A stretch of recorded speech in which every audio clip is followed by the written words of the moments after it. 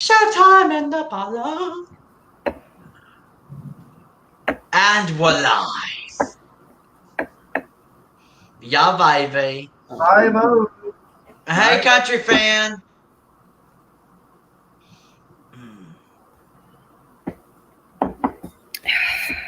Damn the devil demon do.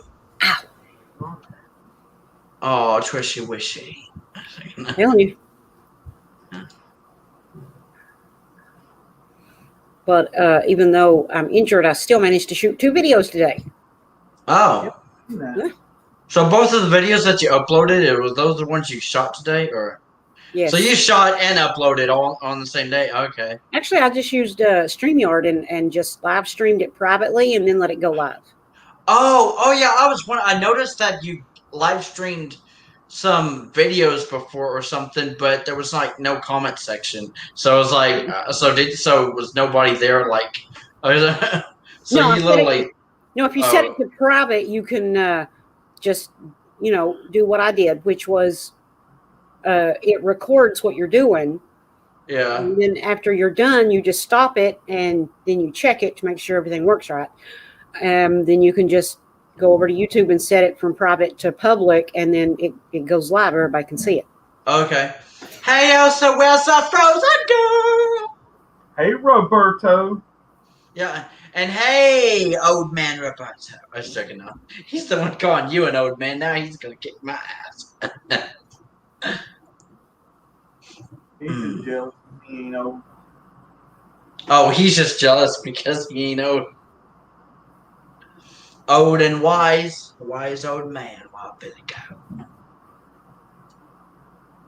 I mean, other than Trish, I'm the best looking one in the stream. Oh yeah. Hey, frozen boy. Elsa said frozen boy. Yeah, baby.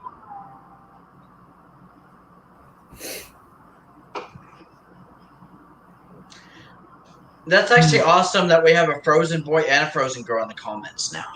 Or in our group, I should say. Bullshit, old man.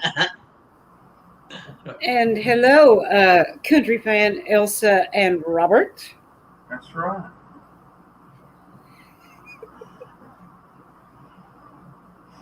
LOL, make me Roberto. Make me. Yeah. Well, guys, I just want to say that, like tonight is, it kind of felt not like a Saturday, even though I was off. And I think the reason why that is because I have just been so used to waking up on Saturday and going to work, waking up on a Sunday, going to work. So it got to the point of where it was like every day felt like the same day. It was almost like living Groundhog's Day almost to a certain extent. God. But damn. Yeah, it's just like that's not good. No one wants to live like Groundhog's Day over and over and over. But that's the way it felt though. It just like it never really felt like Saturday or Sunday. It was just like another day of the week. Yeah. And although that I've been off today, it still sort of kind of felt that way to a certain extent. Yeah. Don't make me come to South Africa. You probably can. Hey, take James Brown with you. He'll help you find South Africa. Yeah, I dare you, Roberto. Yeah. Anyway, but so yeah, I'm glad to have the day off, but I haven't really done a whole lot today. Just kind of take it easy. Yeah. We did help my dad put a lawnmower battery in and everything, but other than that, a whole hell of a lot of nothing.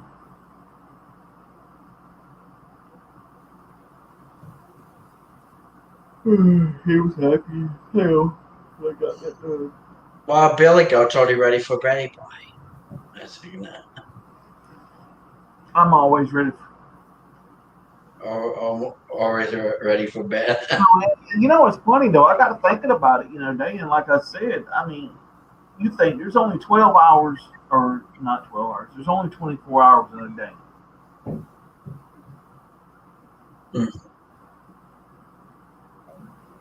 if I was close to Kane's ass, I'd probably wind up in jail for beating his ass. But Yeah. this, Damn. I'm thinking about this. Okay, so all right, so Monday, I get off at 7 o'clock at night. By the time I get home, it's going to be 7:30. All right. So I walk in the house, sit down, grab me something to eat, give me something to drink. By the time I eat, maybe spend a few minutes with my folks, it's 8 o'clock. I gotta come out here, wind up going to bed, hopefully getting 6. Okay, if I only get 6 hours of sleep, right? That still puts me with only 4 hours of like time for me to do whatever I need to do. That's not a lot, you know? Yeah. And it's just like, it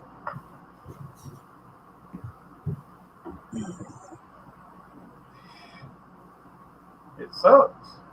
It really does. Yeah. And it does. I don't know, like, when I work the first 12 hours I work, well, I mean, I've worked 12 hours before when I used to do construction back in the day. And yes, they are some long days, but I haven't done it since I was in my 20s or whatever. And like that, or like day shift. I mean, I've done it. I've done it back a few years ago, right before I moved home to New York. But it was second shift, so I'd work 7 at night to 7 in the morning. You have to eat by the time you get home, go to bed, take a few hours. If you're lucky, you say you sleep till, let's say, 4 or 3 to 4. By the time you get up, get a shower, get something to eat, it's time to go to work. But half of your day's already gone. I mean, pretty much your day's already gone, And I don't know. I just, I get it because you get the days off during the week, which is a good thing. Don't get me wrong, because then sometimes it does allow you to be able to do things if you needed to go to the DMV or something like that. You have the time you can do that, but you don't spend that first damn day just recovering. You're gonna be so damn tired and wore the hell out,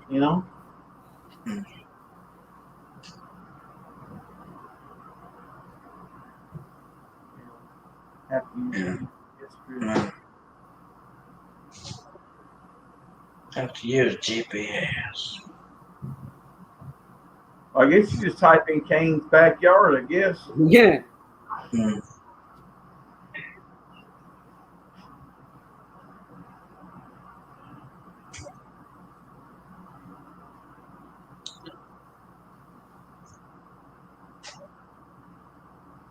But now the good thing about it is my brother-in-law has went back to 12-hour shifts at the prison, and because I think he either got a captain or a sergeant's role or something, and now he'll be working the same weekends that I'm working and off the same weekends I'm off.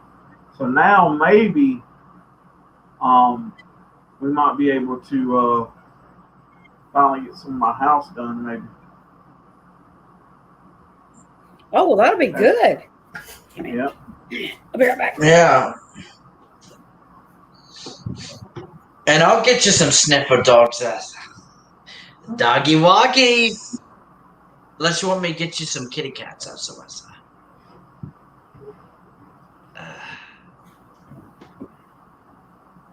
You okay, Wild Bill? Oh, I'm good, man. Yeah. Happy about it? Not really. Yeah.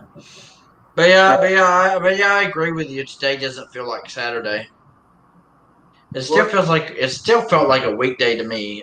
I mean, but well, yeah. I need to finish doing the plumbing. Yeah. I need to do the ceilings and pretty much put in my hot water and I got to find out eventually here what I'm going to do for flooring. That'll Oh, probably be the last thing. oh no. But right now,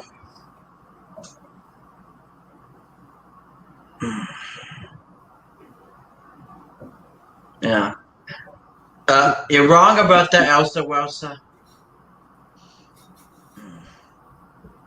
but Cat's roar, you know. Yeah, baby.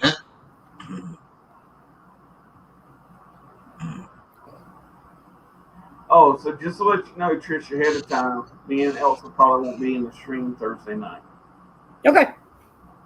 because they're supposed to have this chosen live event thing that me and Elsa signed up for. It's kind of like a live stream with the creators of Chosen or whatever.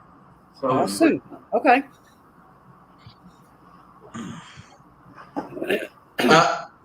Well, I guess you begged to death. Oh, I've not gotten all the way through you guys' stream from last night, but I have seen a big portion of it. And yes, I'm more than willing to step aside if y'all want to do one of your reviews on one of the days I normally stream. I mean, I'll still be there. I'll just be in the comments watching you. But yeah, Okay. if you want to do one on Monday, Wednesday, or Thursday, just let me know. Okay. Okay. That sounds good. I mean, but yeah. Because I mean, I never like I impose. You know, I want to impose on somebody. You know what I'm saying? It's like Yeah. Well, I stream all the time, so it's not like it's going to be a big inconvenience for me to step aside and let somebody else have a day, you know? Okay. Honestly, I bet sometimes you probably feel like, damn it, I just don't really want to stream tonight, you know? Yeah. I've had those nights. Usually I take those nights off. I know it don't Yeah. happen very often, but occasionally I do. Usually it's because I'm either injured or sick Okay. or having a mental meltdown. Yeah. Still catch some of the stream I thought it was Thursday. earlier than that, Elsa. Oh yeah, Elsa. Just in case, I mean, because I know you left. I mean, after like 2 or 3 hours after during last night's stream, but yeah, you should probably watch the part that you missed. I mean, if you haven't yet, because like I mean, I know you're not really trying to get like into politics and stuff like that, but Wild Bill did go on a little bit of a rant last night towards the end there. Oh, damn, I've not got to that part yet. Oh, okay. Okay, well, I won't like spoil anything, but I mean, I was surprised. I was surprised because me and Wild Bill were just talking, and then he just like really started talking, and I just was like, I better keep my mouth shut. Like, Wild Bill even kind of scared me a little bit. Not that he was gonna like get on my tail or anything, but just the way you could tell he's definitely really passionate about what he was talking about. Yeah, 3.5 hours, and I did watch. Oh, okay. Yeah, just making sure, Elsa. Elsa, I just want to let you know that thing on the that Thursday night, that's at 7 o'clock. Now I know Chosen premieres tomorrow night, the new episode at 9. But that thing, I just checked the email and it says Thursday, May 27th, 7 p.m. Eastern. Aw, Roberta, I ain't gonna hurt a fly, Alvin. You sure about that? I bet you'd be sitting there with a fly swatter going. Yeah, Or a fly, Alvin. yeah, I ain't gonna hurt. That's what my mind really went on, Bill. Can you just imagine if Robert said that live on camera, and then he had a fly swatter on his hand, so he's need to fly around. But I ain't hurt a fly, Alvin. It's okay, Elsa. We all get confused. Hell, I stay confused most of the time. I told my mom that that's been my middle name was confused.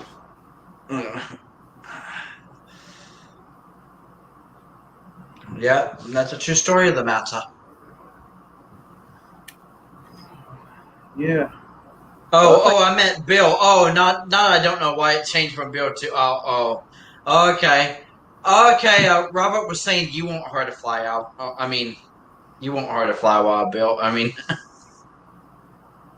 so I But want is that true? Is that true, Wild Bill? Or would you have a fly swatter on your hand ready to swarm a fly? I have Chicken. fly water like all the time, like ready to kill some flies. Yeah.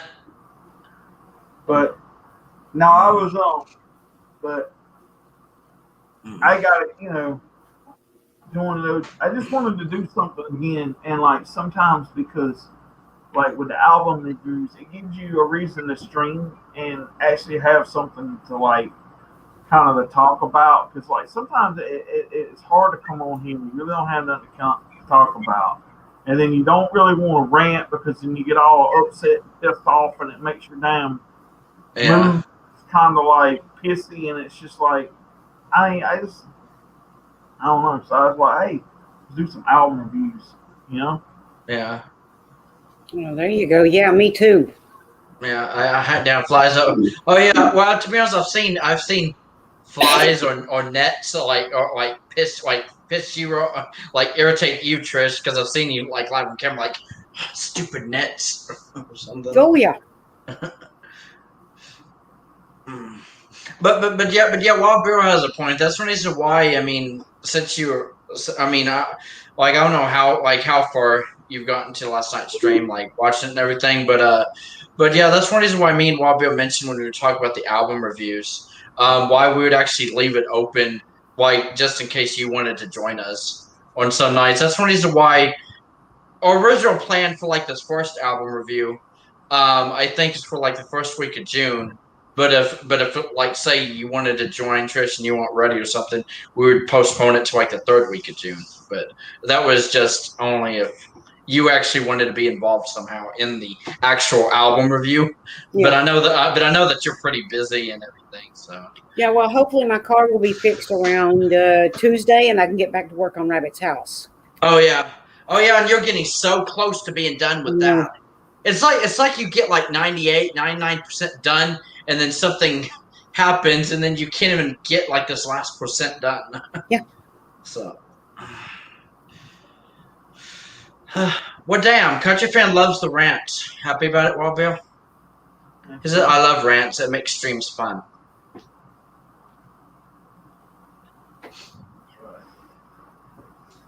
Yeah. And mosquitoes. I won't go to sleep until I killed it. That's if I see one flying around in my room. Same, Elsa. I hate mosquitoes with a passion.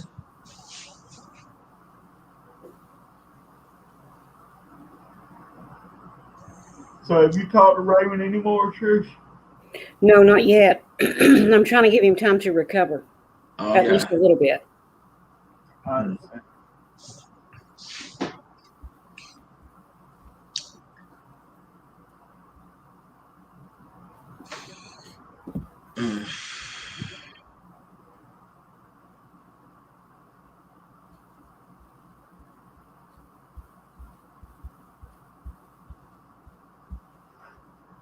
Yeah. Just follow my advice from last night, woman. You can make time. Yeah, baby. You make time. Yeah. Alvin, other than it being May 22nd, is there a reason behind your name tonight? Well, I mean, I was trying to make a little bit of a joke. I mean, since it was May 22nd, I just couldn't pass it up, I guess. Not to mention, I was like, I noticed, well, I mean, I know Wild Bill doesn't always do it, but I noticed sometimes whenever we do a stream, Wild Bill would sometimes have his name like something different each time, like some funny reference or something. So, like, get used to different, like, where he's been using that for like the last week or so. So I thought I would just do something different tonight instead of just Wild Alvin or Wild Chipmunk like I usually do.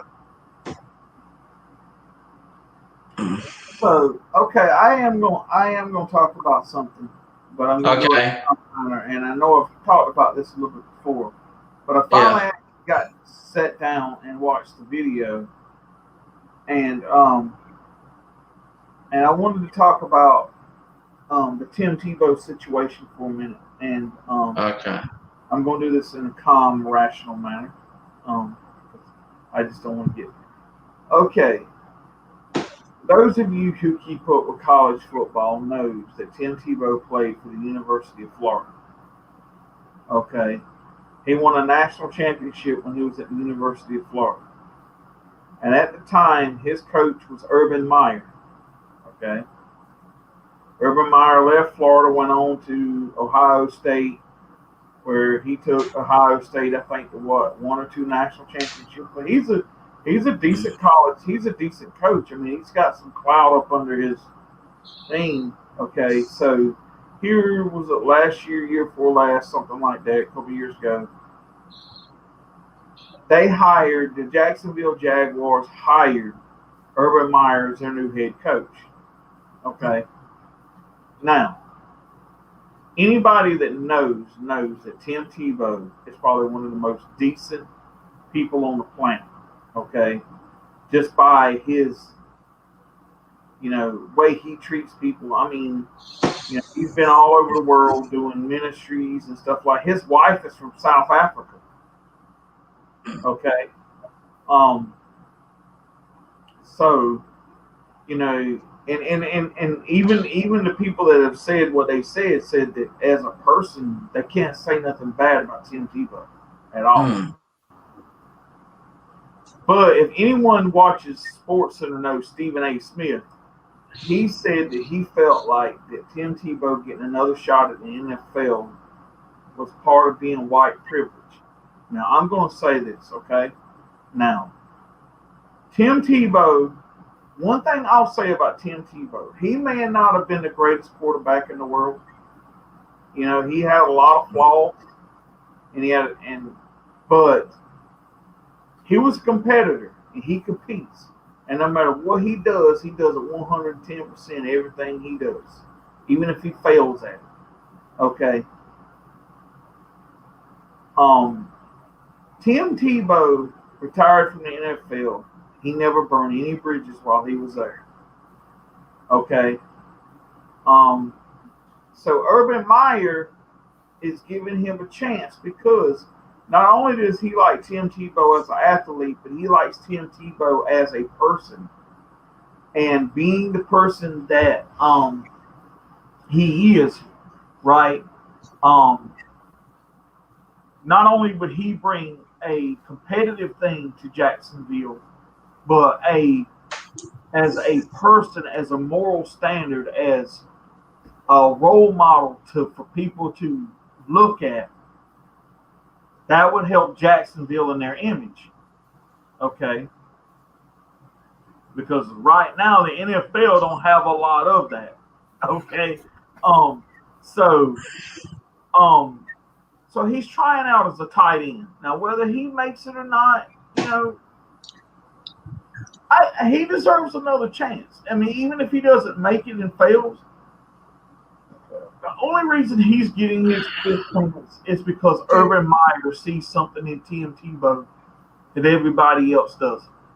And that Tim Tebow's a good person, and Tim Tebow is a competitor, and he's a fighter, and he'll play that position the best he can, giving it 100% every game. Okay, that is what you want in an athlete. Okay, not somebody who gets pissed off because they're benched and kneels and says it's for black oppression when you've had multiple chances to sign with multiple teams and turn it down because they won't pay you enough. And then you had an open tryout to the NFL and you sent them over here while you was over here because you wanted them to come to you, not you go to them. And while you was over there practicing, you sitting here wearing the T-shirt of a leader of a communist country. Okay, so what does that tell you? You don't want to play football. You just want your name for people out there to have something to talk about. He burnt his bridges in the NFL, and second of all, he's not that great of a player. He never was.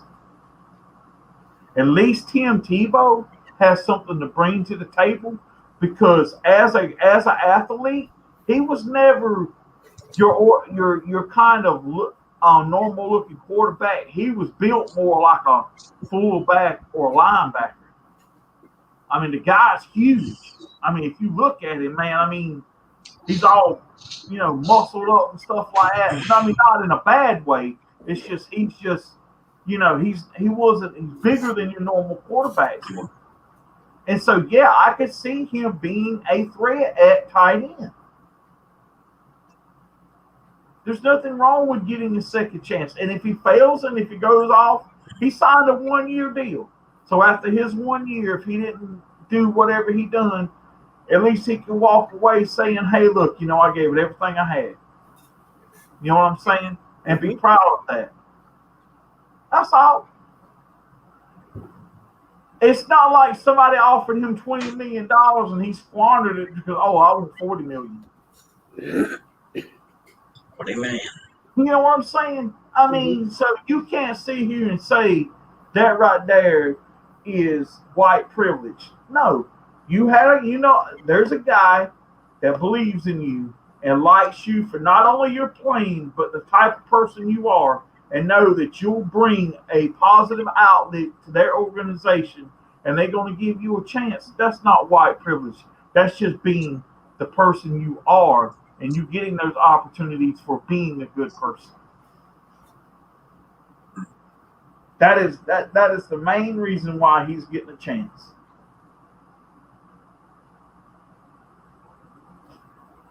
Yep.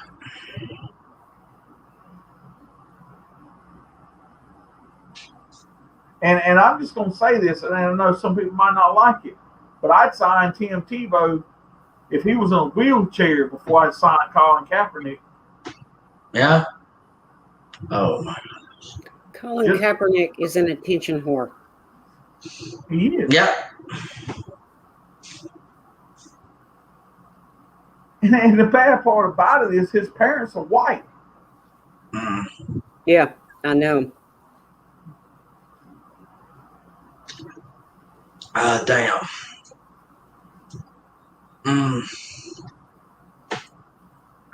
Yeah, and see, they always used to say something about him every time he'd score a touchdown. He'd knee down and do like this right here, thanking the Lord for, scoring or whatever it is. Mm-hmm. At least he kneeled for the right reason. Mm-hmm. Yeah.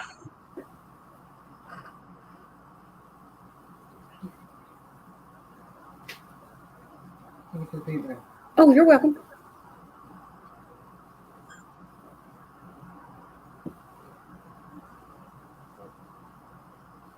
No, I'm glad to see him get an opportunity just because he's just a decent person, And I wouldn't care if Tim Tebow was black, if he's the right person. And I'm just going to say, and I'm going to give you this. Look how many times, look at the bridges Antonio Brown has burned, and he still got an opportunity. Mm-hmm. Yeah. True that. He actually signed with the Tampa Bay Buccaneers. Look at all that stuff he's done. He got a second chance. So where's the white privilege in that? Yeah, exactly. So I mean, it's just who you. It's just if you burn enough of bridges, and I kind of hate to say this, and I don't mean to use a Garth reference, but it's kind of like when he said in that song, one day you're going to see the bridge that I have burned, the bridge that I have across is the bridge that I'm going to have to, that I've burned. You know what I'm saying? And what are you going to do then? Nothing. You can't get to the other side. So I mean. Oh, right. The bridge I need to get there will be a bridge that I have burned. Yeah. Yeah. Yep. Yep. Happy about it, Elsa?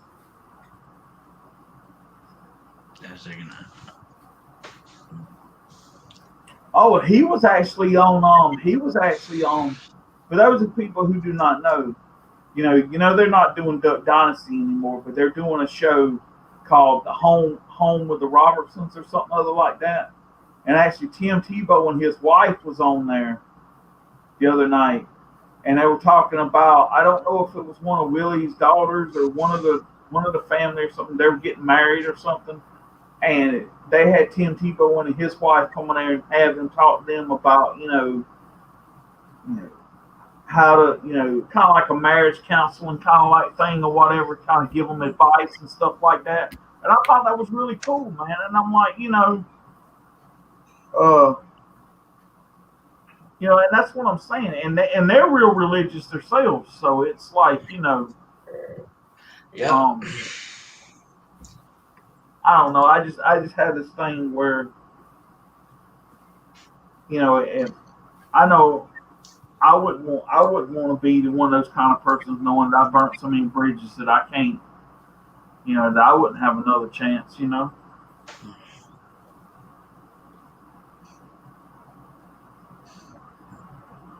Damn the devil, Elsa. You know you love burn. That's second. Yeah. Well, I will admit that yes, football when it first started out, back early in its early days, yes, it was a predominant white sport. But then when blacks were allowed to come in and play, it became a black predominant sport.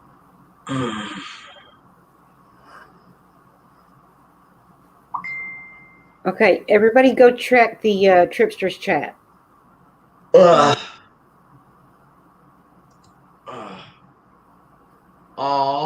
We're done the devil. Devil damn. Aw. See, even while Bill said, "Aw," I sure do. I have a heart. Yeah, we all have a heart. I just don't use it that much. Oh, just the way he admitted that. Yeah, I have a heart. Yeah, I just definitely don't respectable. use it. Yeah. And something that's almost unheard of this day and time, too. Yeah. Well, like we said, I mean, we're always talking about stupid people and this generation, stupid generation. I mean, as bad as that sounds, like, I'm not trying to like call out everybody in this generation, but I mean, it's just.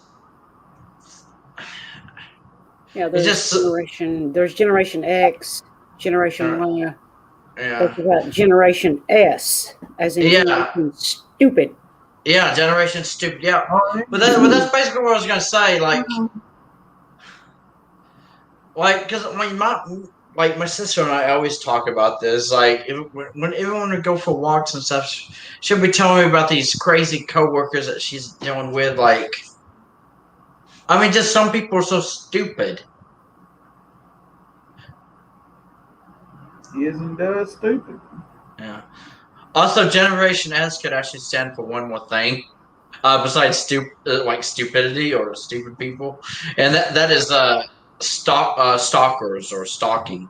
Because I've also noticed that the reason why is because there's a lot of stupid people out there that can't take a hint, like that you want them to leave you alone, and so they'll actually like stalk you behind your back or try to get information about you or just won't leave you alone, harass you. The reason why is because my sister's literally dealing with a coworker that's doing that right now. In fact, she literally had to report her earlier today and is so close to getting a restraining order on a coworker. Like, it's getting that bad, that crazy.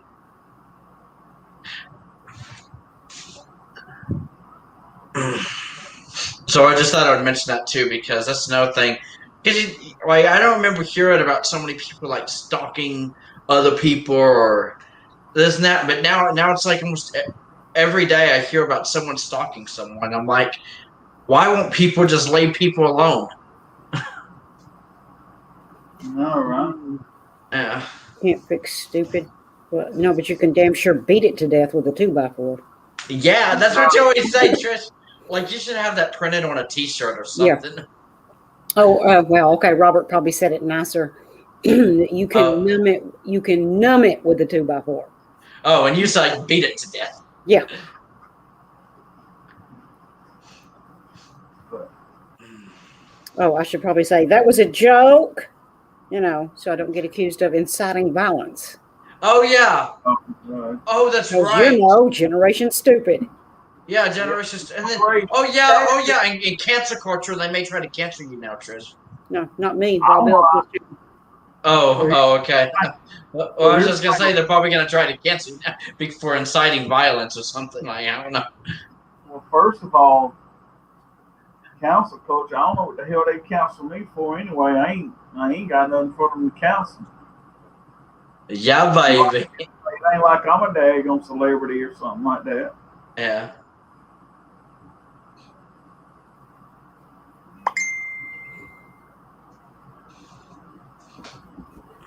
Ah, frick. Ooh, that almost turned into something else. I'm okay. Oh my god. Oh my god, that hurt like something.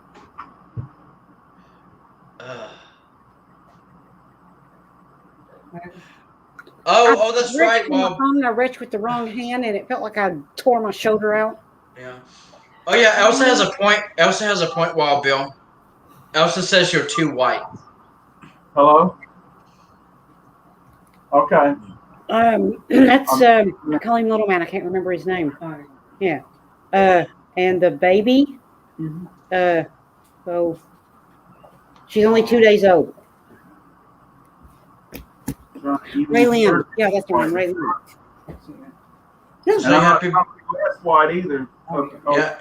You happy about Wild Bill? I almost, because I know I always call you Wild Bill. I almost called you White Bill because like the two white thing, White Bill. Hey Trish, can you and Alvin do me a favor? Wait, you talking to Trish too, or? Yeah. Okay. It's meters on mic, damn the death. Yeah. Well, I'm gonna have y'all two hold down the fort while I'm gonna go get something to eat. I'll be right back. Okay. I'm Okay, see. Back, bring it over. Okay, see you in a moment. Wow, Billy Goat. Happy about it, Elsa? We're taking over.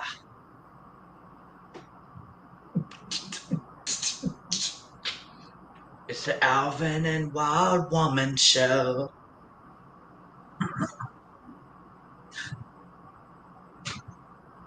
Yeah, baby.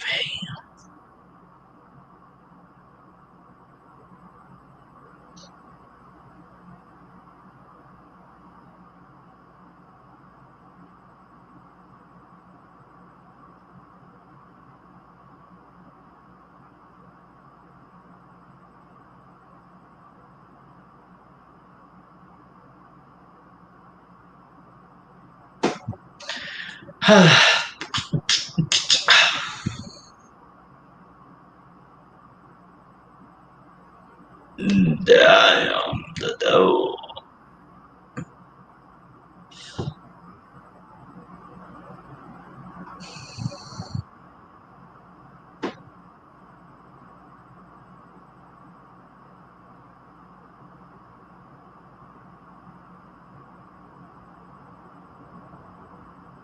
Yeah, that's true. The crazy.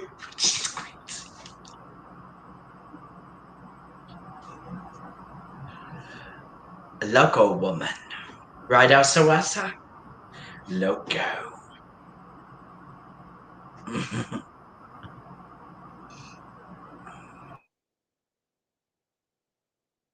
Damn. Welcome back, Trissy Wissy Wild Woman. Looks like Trish is crazy and having a conversation with nobody. I don't know what you're talking about. I know, right? I think she can't hear comments or something. Gee.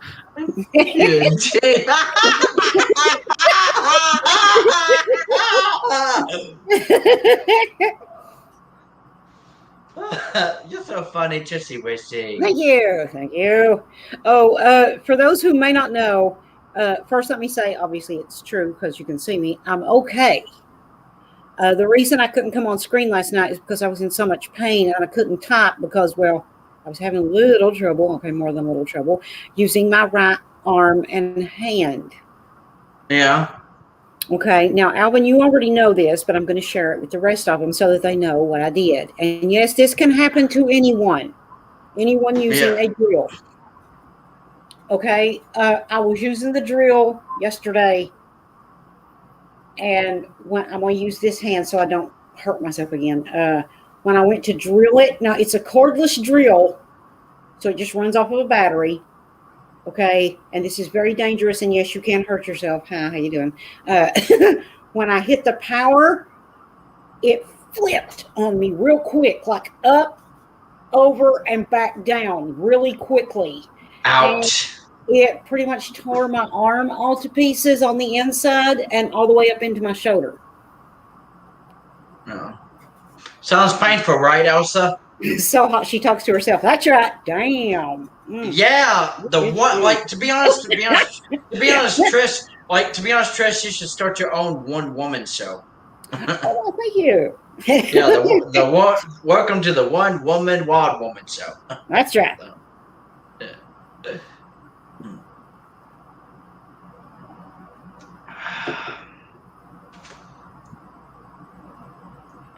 yeah, baby.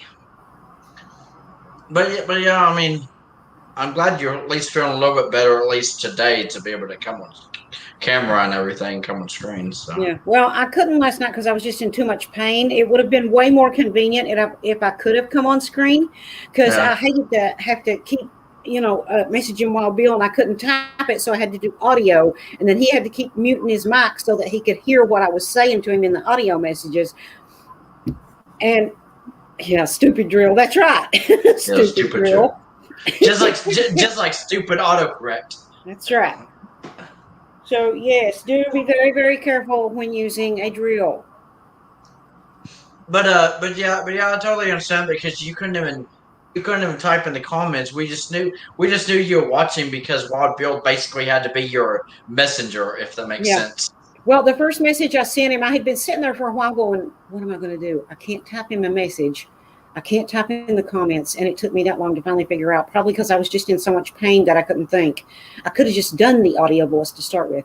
And I believe I said something along the lines of, Wild Bill, I'm here, I'm watching. I just can't come on screen because I'm in pain. And because I almost tore my arm off today. And I can't type. Because that's what it felt like when it flipped. It felt like it was tearing my arm off. Ouch. Yeah, that's kind of what I said. Yeah. Oh, did you add any other words in that sentence? Or a few, maybe here and there. Yeah. Honest to God, I was sitting on my ass on the ground working on the tire. That's what I'm using the drill for. Yeah. So drill through the bolts, okay? Yeah. And when it happened.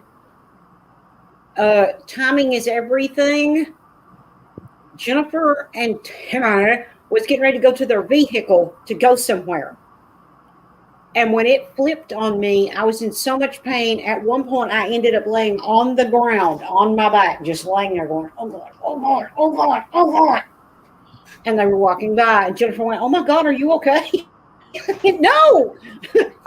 So I guess... First, when she said, are you okay? My first response was, yes, yes. She's like, are you okay? And I'm like, no, damn it, I hurt my arm. Yeah.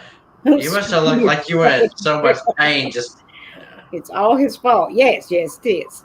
Yeah, don't screw yourself with drill. Well, damn.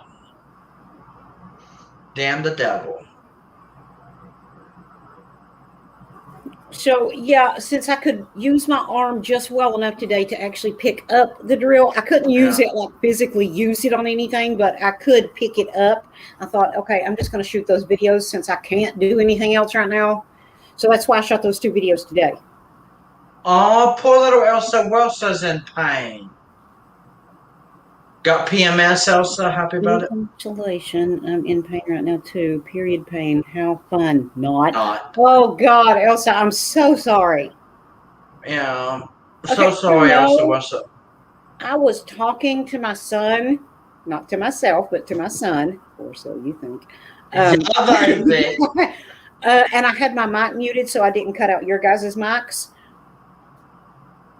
And when I look back while Bill was gone, what did I miss? Did we kill him? Alvin, did you kill him? Oh, I may have. Yeah, maybe. No. Wow, No. so I'm guessing you hid the body? Yeah.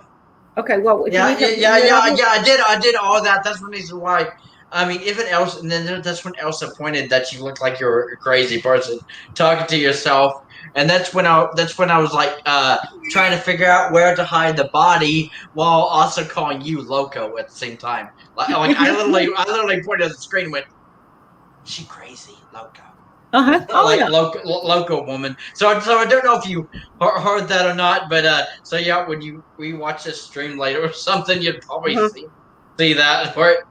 Okay, But, well, if you need help disposing of the body later, just, give me a call. Okay, I will. I know people. Yeah.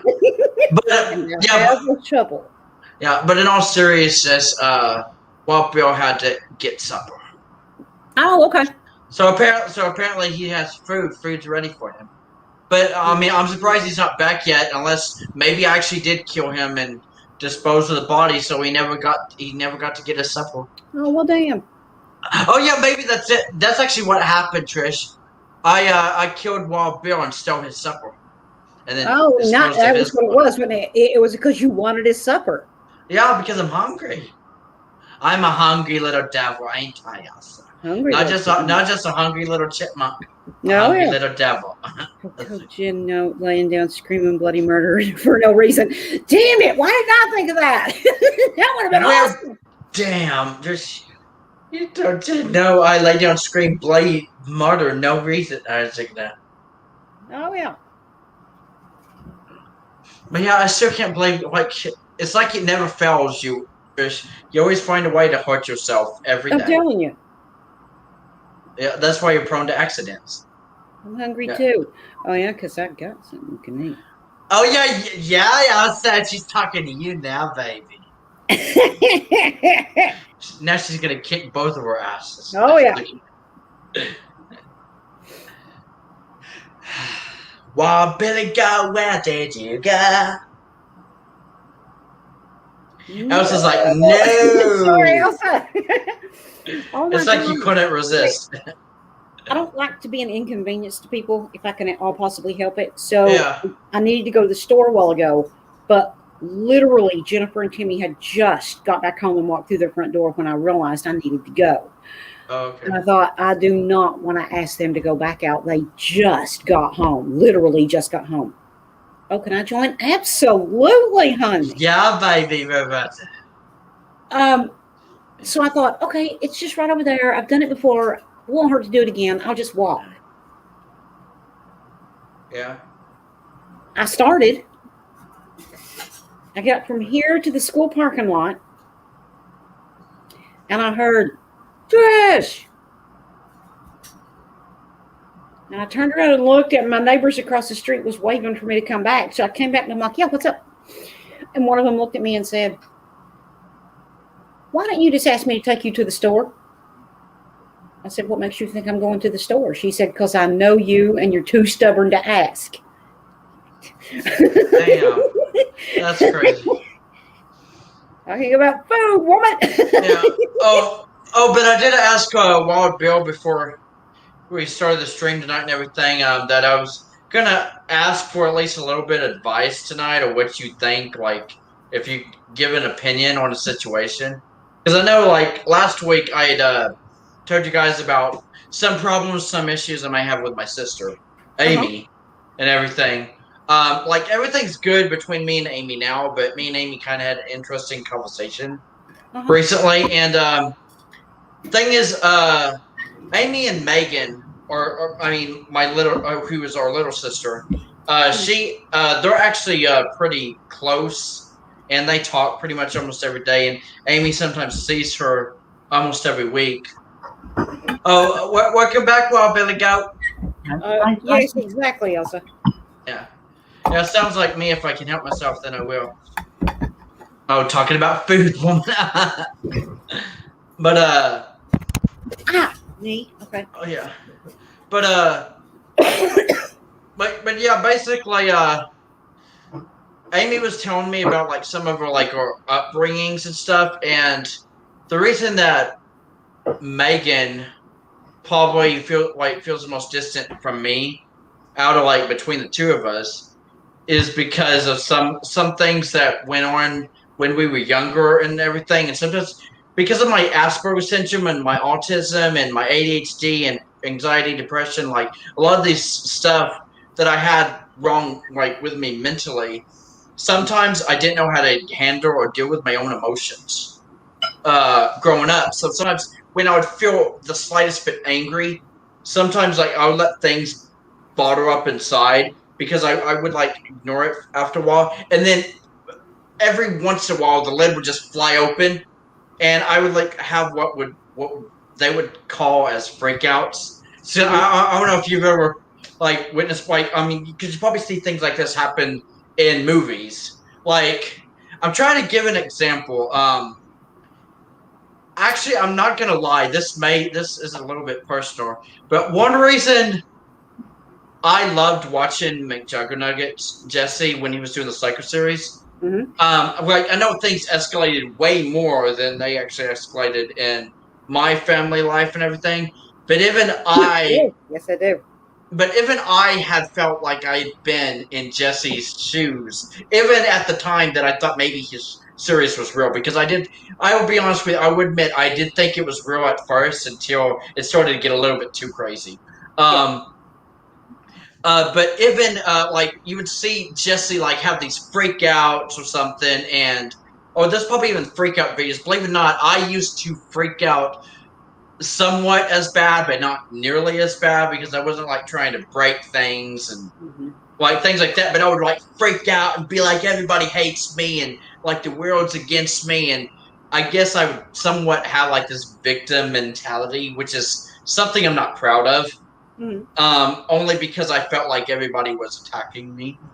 I mean that's one reason why like problems with my dad, sometimes even my sisters would provoke something, or even our cousin who I mean because we had this crazy cousin that was really close, best friends with my sister Amy, growing up and around the same age and everything. And he was always trying to provoke my freakouts whenever I would get the slightest bit angry or something, like trying to provoke me to really do something. And because of some of that, I guess I caused some trauma for my little sister, Megan, who I actually used to be close to growing up. Because I was actually closer, believe it or not, I was closest to my little sister Megan growing up until when she was like 12 or 13. And then I wasn't like close to my sisters at all.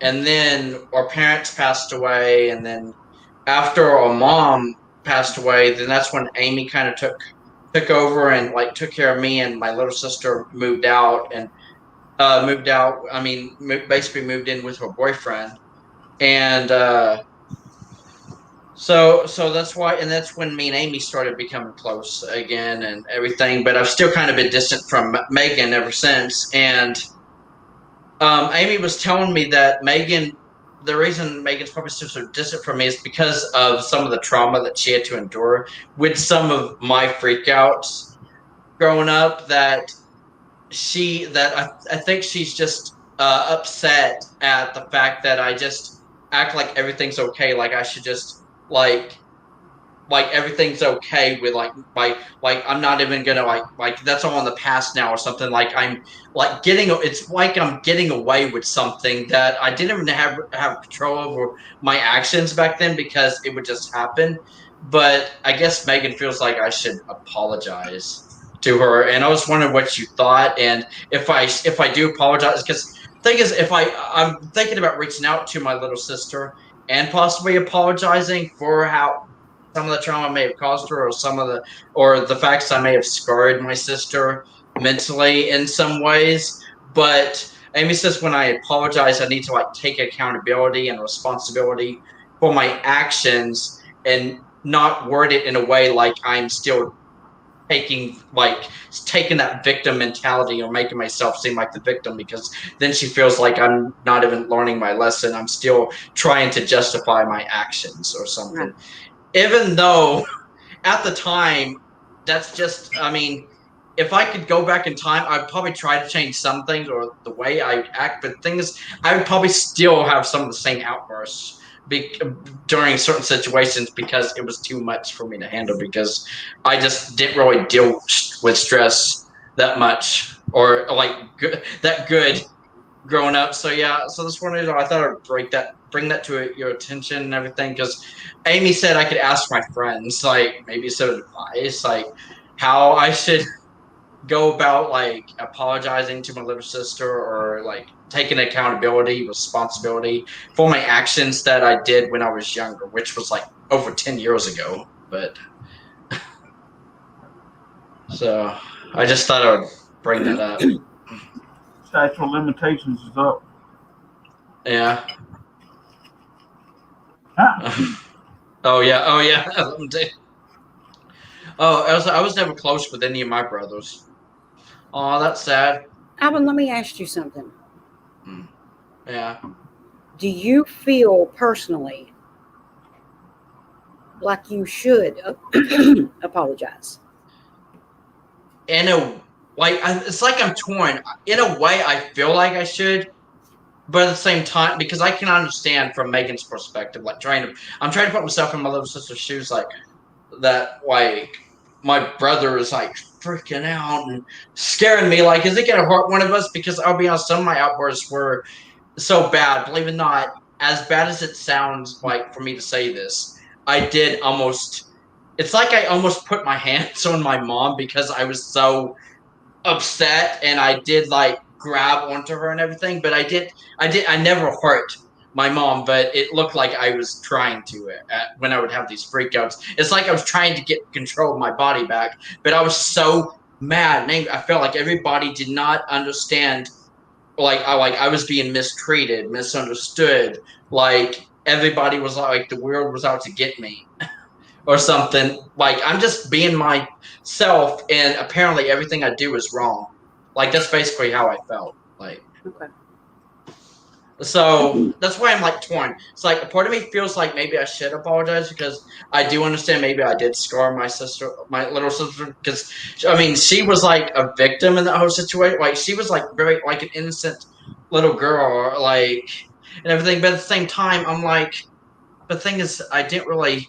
It's not like I intended to hurt anybody, or that was my intention. Like, you know what? I'm gonna freak out my whole family. I'm gonna scare my little sister. Like, Yeah.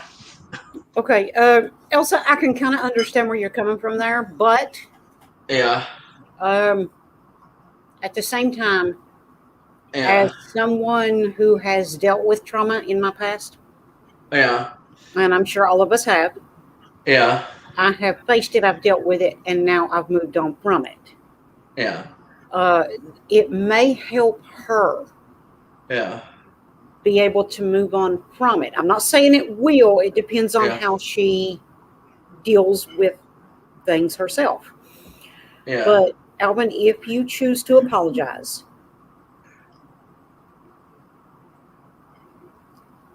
one, that shows how mature you are. yeah, How do I say this?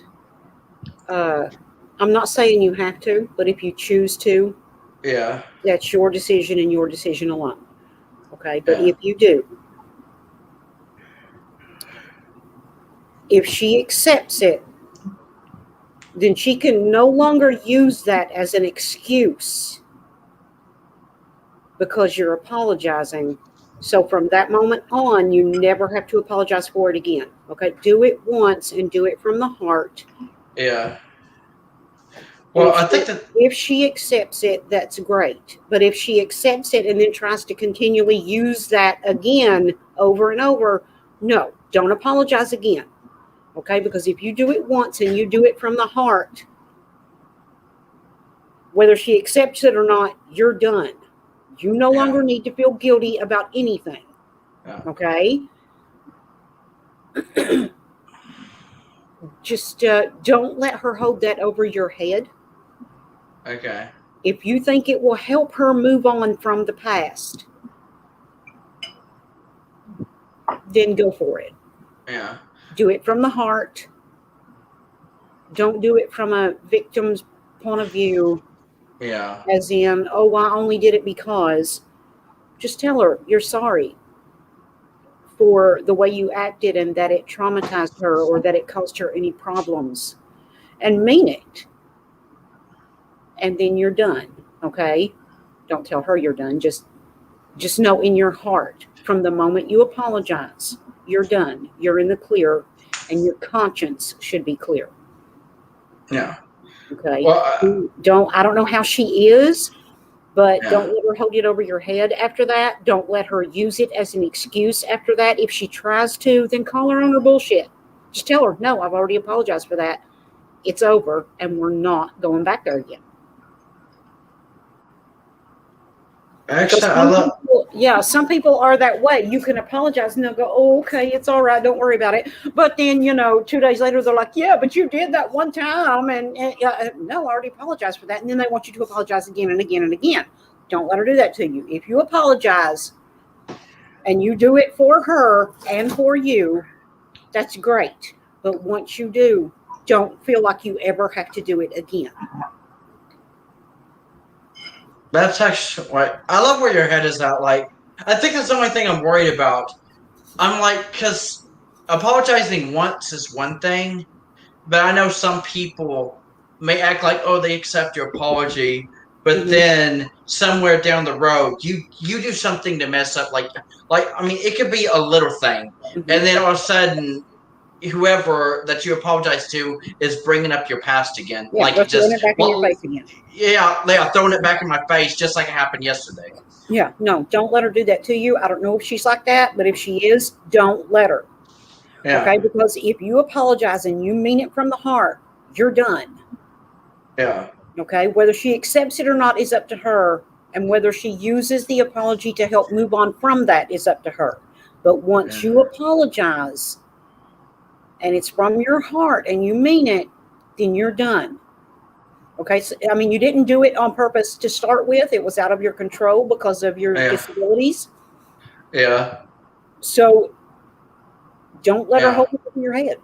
Yeah. Well, that's the thing. I mean, that's one reason why, because Megan is actually pretty smart, and whenever Amy said, like, whenever I, like, if I was to like write out an apology or something and send it to her, one thing that my little sister, that Megan, may be looking for in my apology to her is any little flaws, any victim mentality, like I'm still trying to excuse my actions or something. But if there's nothing nothing that she can really like get me for, then she should actually like accept my apology and actually feel like I'm finally taking responsibility and accountability for my actions.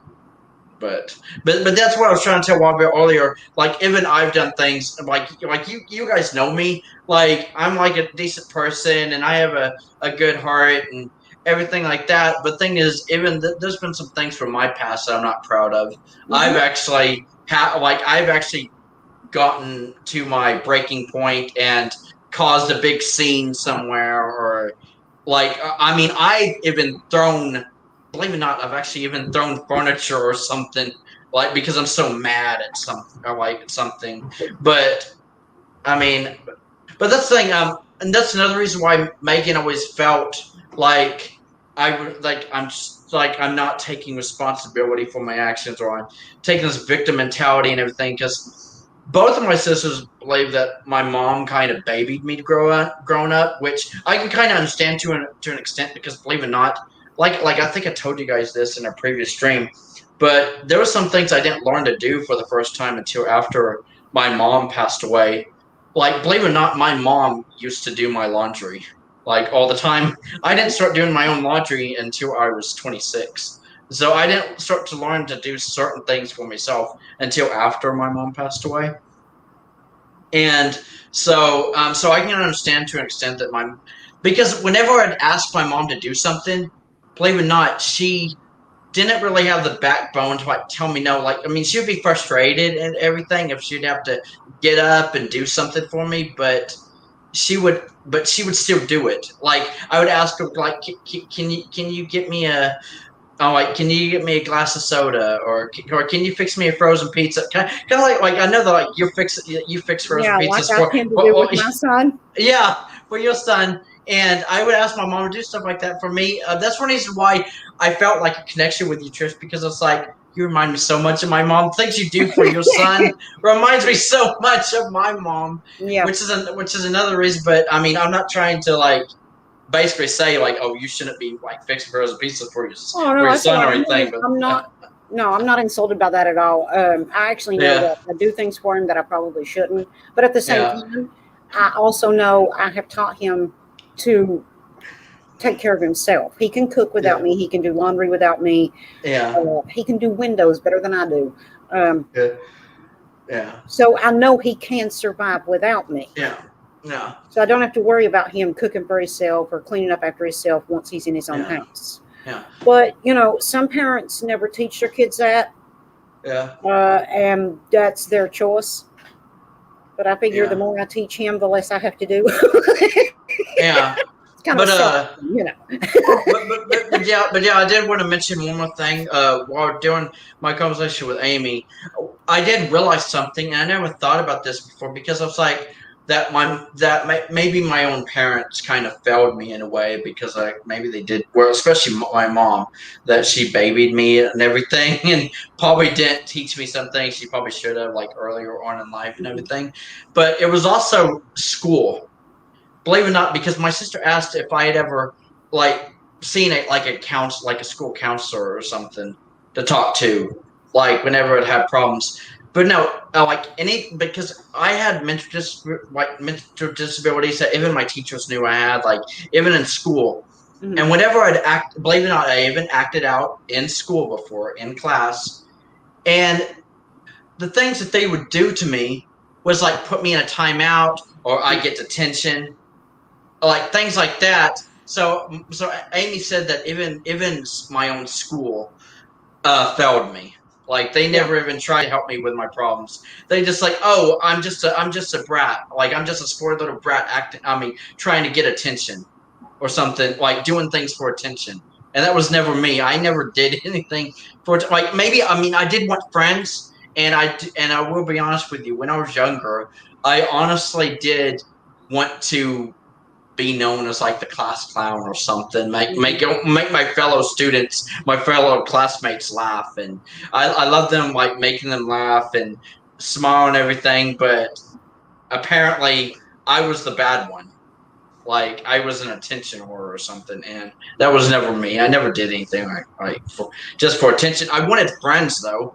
I mean, I would give them that I wanted to make friends, so that's why I did things like that and acted out in school. But well, Alvin, I look at it like this. Don't fully blame your mom for failing you. Okay. Circumstances, your disabilities, there probably wasn't a lot of research and help that she could find on her own. It's more publicized now, and there's more help available.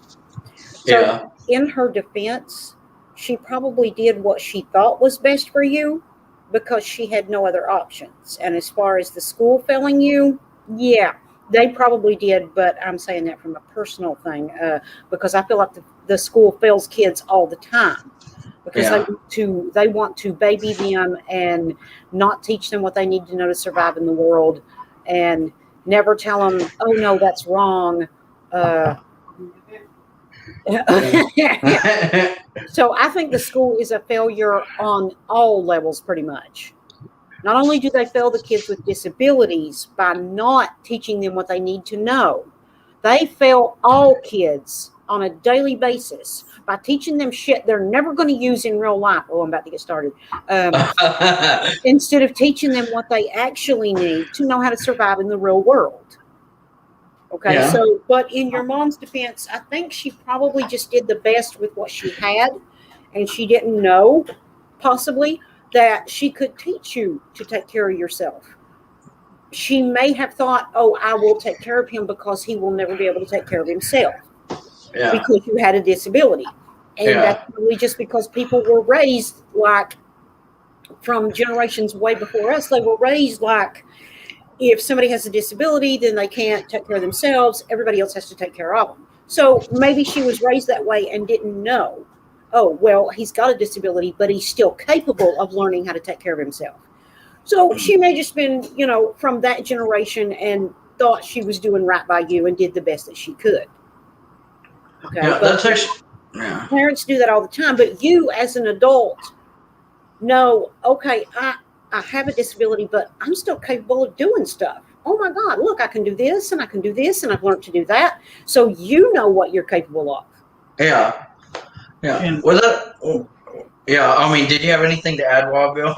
Yeah, I wanted to say a few things because I know I kind of caught this conversation kind of at the end, but I just wanted to say a few things, and I'm gonna say a few things, Alvin, and I don't mean this towards you, and I don't mean this as a derogatory thing, and I'll explain this in a minute. But okay, like with your sister and stuff, I understand, like to a certain extent where she's coming from too. Yeah. But if your sister, okay, doesn't have a disability herself, okay, and let's just say in a sports of health wise that she's normal, okay, you know what I'm saying? Like she doesn't have any kind of like disabilities mentally, whatever. Yeah. Okay, I can understand to a certain extent about how she feels about the way that some of the things you've done. Yeah. But she's got to realize too, okay, a lot of that had to do with your disabilities, okay? Now, I'm not saying that you would have done, like if you would have been a normal person, you would have done those things or whatever. Yeah. But that's like trying to say someone should apologize for not being able to walk and they were born that way. You see what I'm saying? It's almost as if like, because you're doing things that or people are doing things for you or whatever, and you act this way or whatever it is because you have a disability. Yeah. People act like sometimes that you should say you're sorry for stuff that you can't even help yourself. Now, I'm not saying that your outbursts or anything were right by any means. You know what I'm saying? Yeah. Well, I'm just saying, like, for someone who doesn't have a disability, for them to sit here and be like, well, all this stuff, whatever. Spend your life around and imagine you being in yourself in their shoes. Okay? You know what I'm saying? Like, and how would you like it? That would be like say if you had a child and they were like born like Down syndrome or something like that, or something, and then you had another kid that was normal, right? As far as health wise, okay. Truth is, I don't believe everybody's ever really would say normal, but as far as like being healthy wise, you know what I'm saying? Like normal, like there's nothing wrong with them as far as health wise or whatever. They don't have any disabilities mentally or physically, any of that kind of stuff. But then like, say you did something when you were, let's say like the Down syndrome kid did something or had these tendencies to do stuff right, and you wanted to apologize for them. Basically, what you're saying is you want them to say that they're sorry because they have Down syndrome. You see what I'm saying? It's almost like you're making them apologize for having a disability. Okay, they can't help what they do. A lot of people can't. Now, I'm going to say this too, Alvin, and I don't mean to in any derogatory way, but do you think, like when you were talking about how like maybe you might have felt like school failed you and your mom may have failed you, but do you feel like to a certain extent because you didn't want to, like, okay, say for instance, you tell your mama fix me a pizza or something like that, right? Yeah. You felt like you felt yourself because you didn't be like you didn't want to go learn how to do that. You know what I'm saying? Like, for instance, like driving a car. You say, Mom, teach me how to drive a car. You know what I'm saying? Like, there should have been a point to you to where I'd have been like, I want to learn this, even though I may not be able to. I would at least like to try. You know what I'm saying? So do you kind of feel like, to a certain extent, maybe you failed yourself to a certain extent? To a point, but like, I mean, I'm not trying to put this victim mentality or anything, but I was just gonna say, like, one thing that just clicked with me when you were saying all that, while Bill, was the fact when people would suggest, like, ask me like questions like, do I want to learn how to do this or do that, or do I think I can learn to do this, do that, depending on what it is, I feel like there was always that part in my head, because believe it or not, like, my mom was a good person and everything, and she did a lot to take care of me and everything. But in a way, she did put thoughts in my head, like, unintentionally, that I wasn't capable of doing this and that, because she made it sound like, oh, she was going to have to take care of me forever. Like, I was probably going to, like, my mom actually believed at one time that I was basically going to live with her for the rest of her life, which kind of actually did happen. I mean, I was still living out when she passed away. I mean, it's just, I just, things happen a lot sooner than, like, we all thought. So, but I mean, that could have been like a case. So in a way, I do feel like I kind of failed myself, because maybe I didn't try hard enough to learn new things. Because, see, that's another thing. I've always been scared of change growing up, which is, it probably had to do with the fact. See, it probably had to do with the fact that throughout the 90s, I think I mentioned this in a previous stream, but throughout the 90s, we moved so often, we couldn't even stay in the same place for a year, because then we'd get evicted or something and we'd have to move again. It wasn't until we moved to this one house in the year 2000 that my mom actually kind of like put her foot down and said, we are staying here until, especially, at least until both of, basically all her kids were out of elementary school, which pretty much did happen, because we didn't move until 2009, and at that time, both my sisters were in middle school at the time, and as sad as it is for me to say this, I had already dropped out of high school. So, and then I went to this place. Then I actually went back to school in 2010, but it was like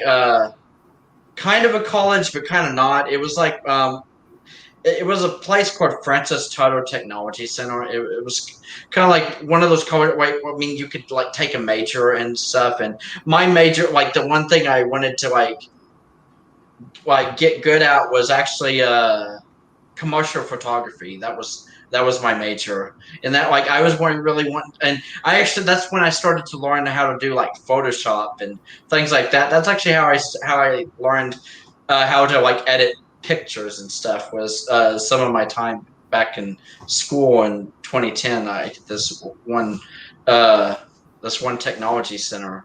So, but yeah, I kind of understand where you're coming from. Well, Bill, so not only did my mom fail me in some ways, and maybe school did, but I mean, maybe I actually failed myself. I feel like a lot of people may feel this way if they become a grown up and there's a lot that they haven't accomplished yet. Like, they haven't actually fully adulted, if that makes sense. Like, I don't have a job, or I don't have a car, I don't even have my driver's license, I never took a driver's test.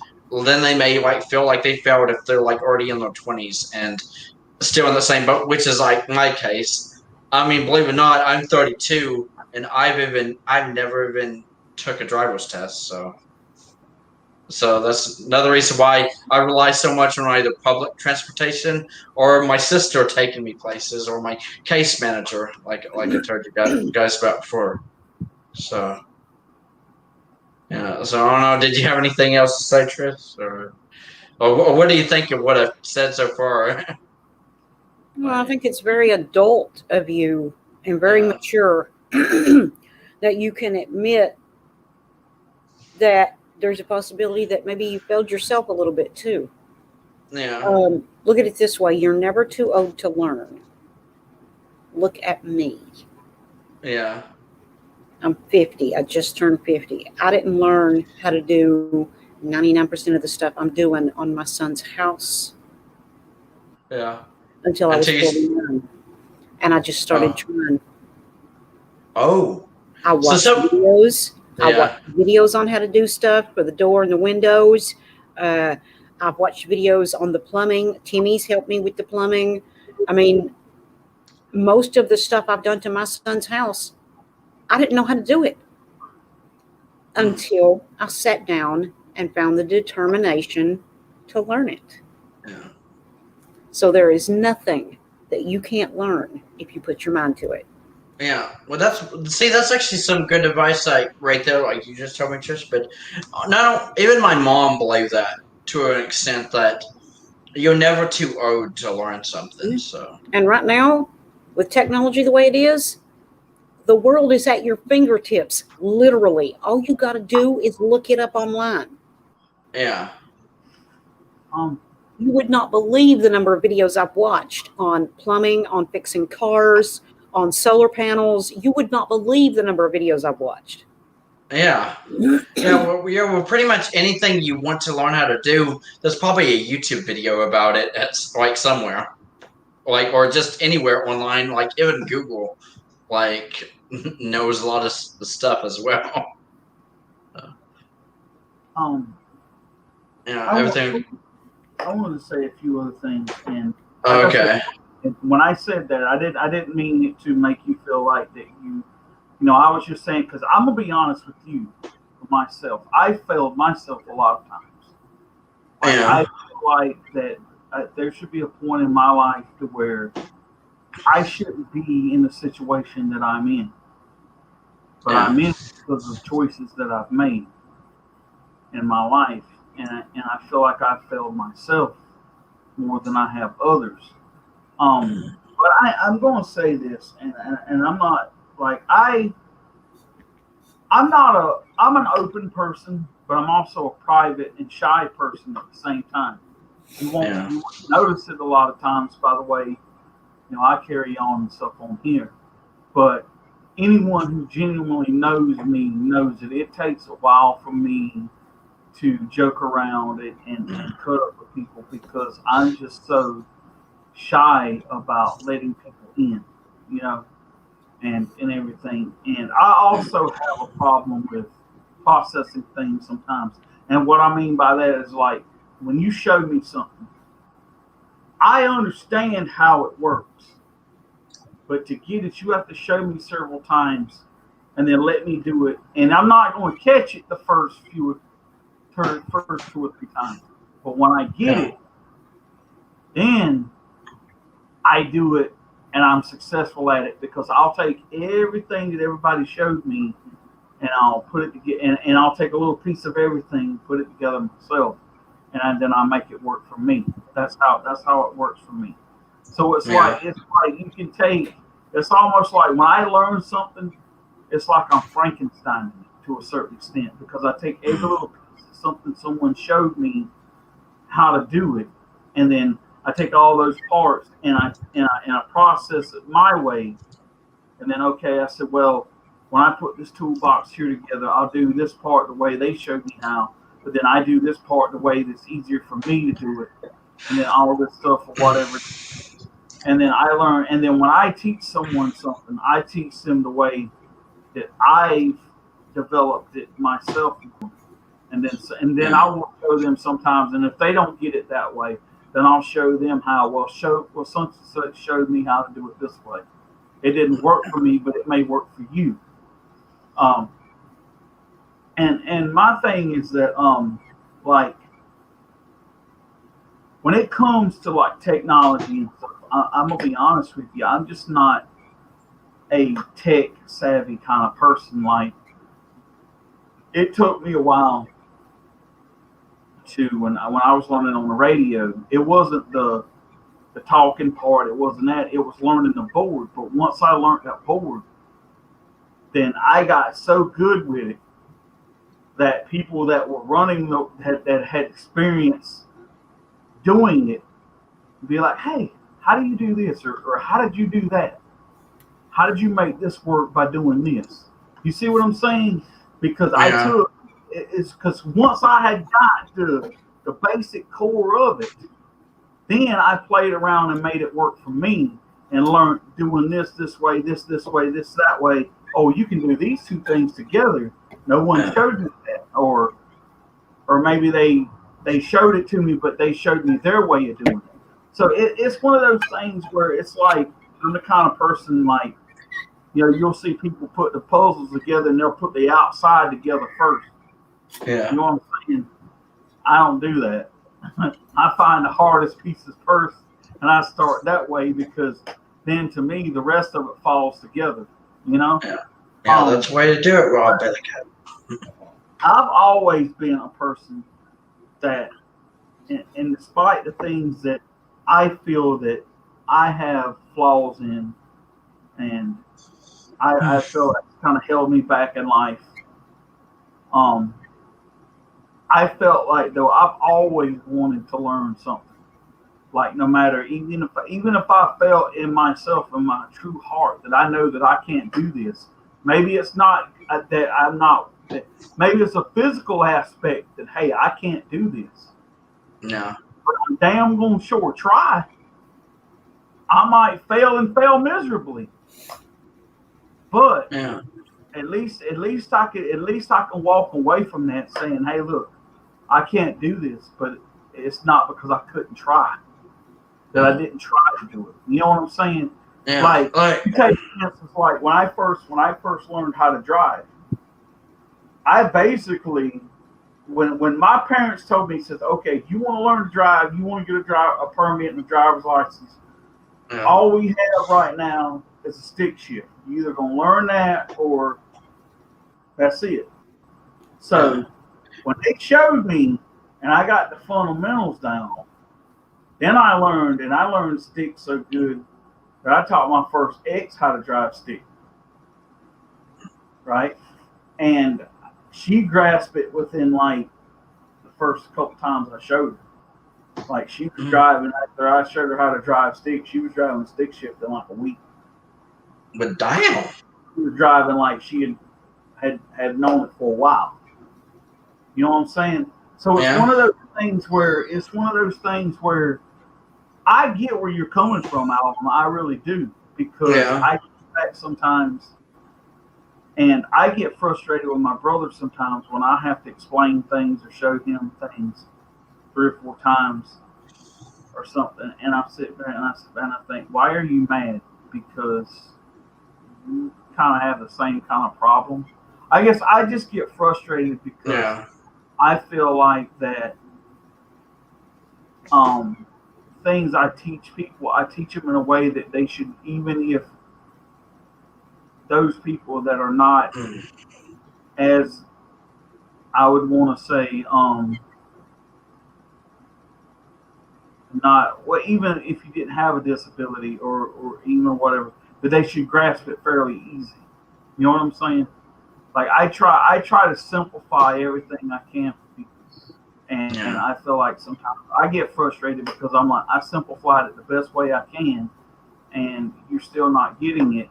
Then it makes me frustrated. But then I look back and I say, no, I'm not going to do that, because that could be me. I could be in that situation, and I have been in that situation. So I understand to a point where you're coming from, and so like when if there's something that I want to learn and I really want to know about it, I'm not going to fast it. I go at it all the way, or I'm not going to do it at all. That's just the way it is, you know. And so if I fail myself, it's not because it's a lack of trying. It's just from a lack of I can't do it. But I have failed myself because there's some things in my life that I was like, you know, when it comes, I'll admit, like I'm not the greatest money manager in the world sometimes. And I've said this before. If I go out here 40 hours, I work 40 hours a week. If I see something I want it and I buy it, I might buy it and forget, oh, fuck, I got to go pay the light bill tomorrow. You know what I'm saying? Yeah. Like Trish is like, I think that a little too close to home for Chris. Sorry. Just the way you reacted was like, oh shit. Sorry, my ex-husband was like that. Oh, okay.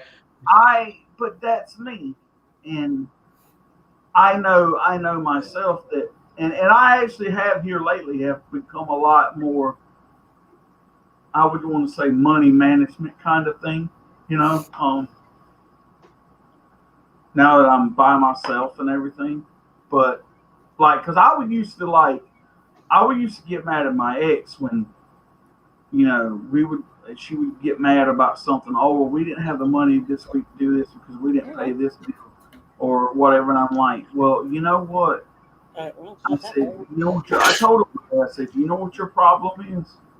I said, you want to go on the account all the time on internet banking thing, see how much money we got, see what bills go through. I said, but if you would actually sit down and actually balance a checking account like you're supposed to, you would see that we wouldn't have the money to do this before you said, oh yeah, let's go do it, but now we can't go do it. Yeah. You see what I'm saying? Like, I used to get on her about that all the time. Yeah. And she would always get pissed off at me. And then she would always tell me, well, you're the one that can't manage money. I said, really? Then why are we having this problem? Yeah. You see? So I mean, I'm not gonna lie, man. I mean, I've put myself in a situation I probably shouldn't be in, but I'm here. But guess what? I'm manning up about it, and I'm saying that, look, I've made mistakes. I've put myself in this situation, but I'm not asking someone to bail me out either. Yeah. I'm here doing it, even if I sink doing it, or if I fail doing it, at least I can sit here and say, hey, I done it on my own. It might not have been the right way of doing it, but I done it. And sink or swim, I'm not going to sit here and depend on someone else to put me out of the situation I put myself in,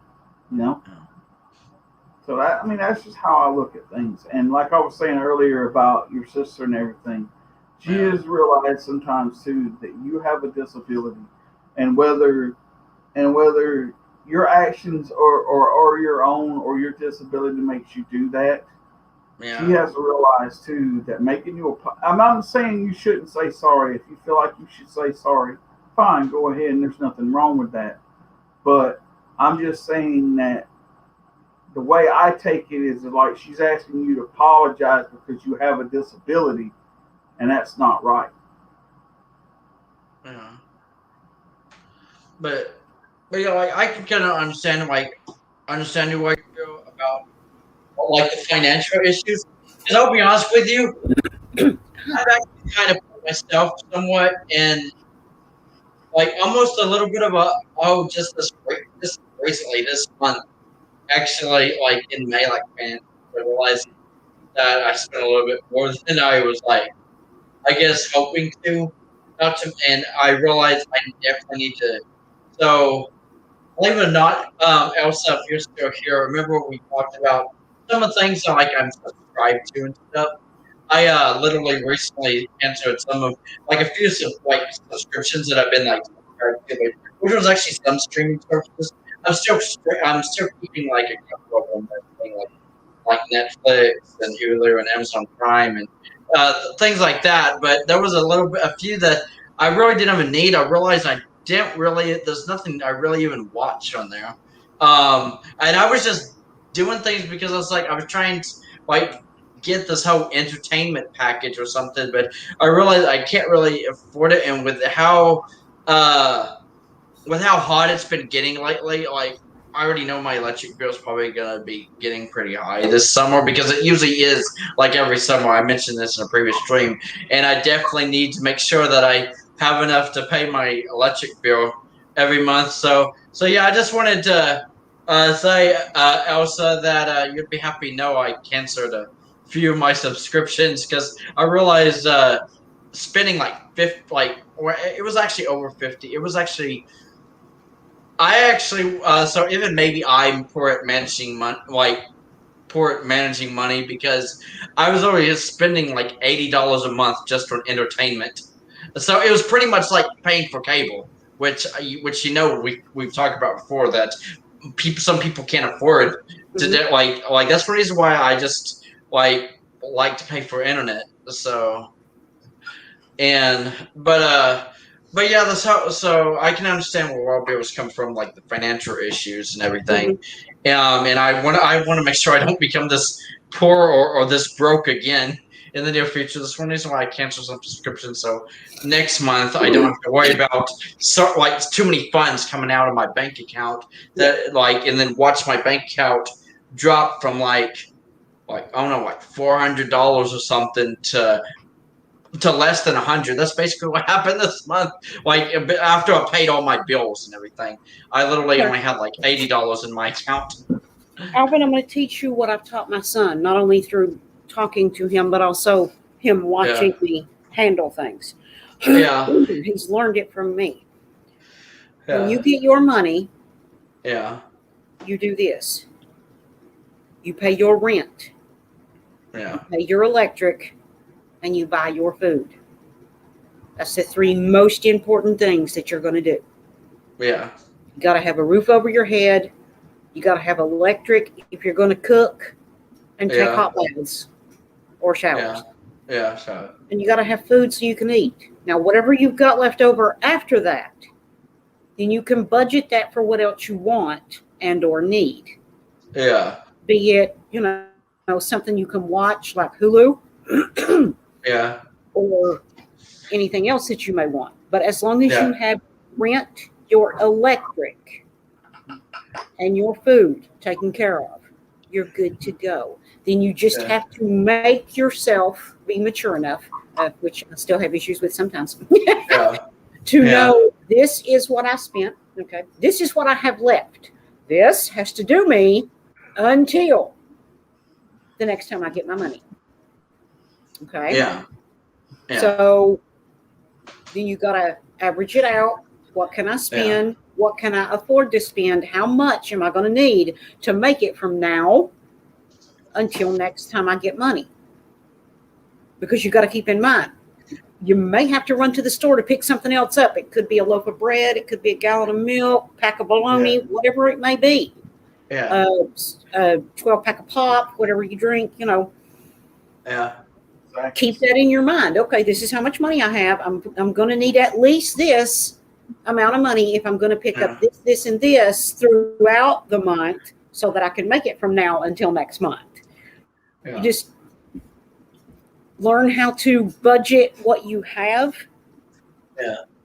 And don't get something you can't afford. Like while Bill said, he was like, "Oh, I saw that and I wanted it. Okay, what? I've got to pay my electric bill tomorrow. Damn." Damn.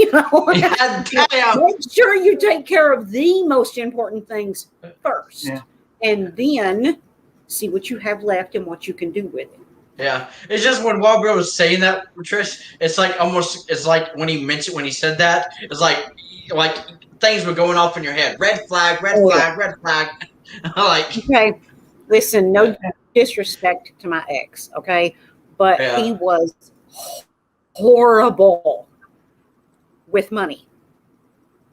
Okay, my thing was bill first. Bills come first. Bills come first. Nothing else until we pay the bills.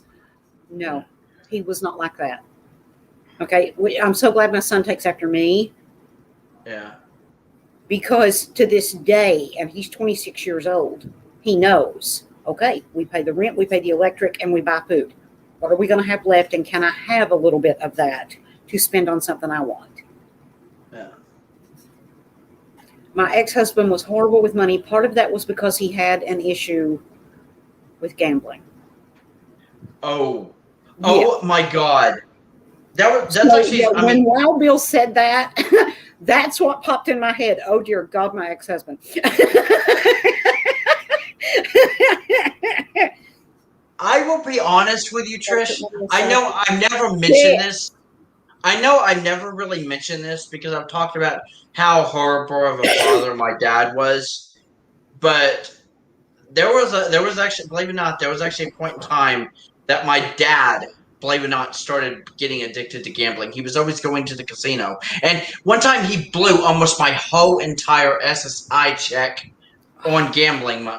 Like, I was like, that was like for bills and rent and stuff. Like, which was another reason why we started having having to donate plasma, because I think I mentioned that before. Believe it or not, Yeah. I mean, there were years that went by that my mom and I relied a lot on donating money besides my extra check. Okay, and see, that shows that you're very mature because you know not to do that and you don't do it. Yeah, because even Amy is like donating is like a very, very last resort now. Not to mention because sure, like whenever you do donate plasma, I mean, you're doing some good and you may save a life in some way and everything, but it can actually be pretty damaging to your own health the more you do it. So that's one reason why, and not to mention as you get older. Not to mention I'm overweight, so it was starting to really like affect with my health a little bit, and I mean I honestly do believe it had an effect on my mom's health, which eventually led to like her problems that she had later on, right before, when she got sick and then ended up in the hospital and then like passed away. So, but yeah, I totally understand Tris because my dad, believe it or not, had a gambling problem at one point and gambled like. See, that's the thing. My dad was so careless with money, and he was also very selfish. Like he would literally spend the last like $5 to $10 to our name on Chinese food and cigarettes, like for himself. Like because I don't know you smoke Trish, but I don't know if you would like go through so much withdrawal, you would spend the last few dollars to your name just on cigarettes when you could be spending it on like a loaf of bread or something. No, the bread would come first. Okay, so I may rip somebody's head off. Yeah. Due to nicotine withdrawal, but that bread is coming first because my son's got to eat. Yeah. Okay. So. And so yes, Elsa has listened to Elsa. She just gave one of the best pieces of advice you'll ever get when it comes to dealing with money. Oh yeah. Try put money aside for emergencies. That's actually one thing my sister keeps telling me, and I really need to start doing that because I actually am planning on hopefully trying to save some money for like emergencies, like put it like in a savings account or something. Yeah. Because that's how my sister deals with her money. So. Yeah. No, that's probably the only thing we don't do, and that's one thing we need to do. What? Have a savings account? Put away money for emergencies. Yeah.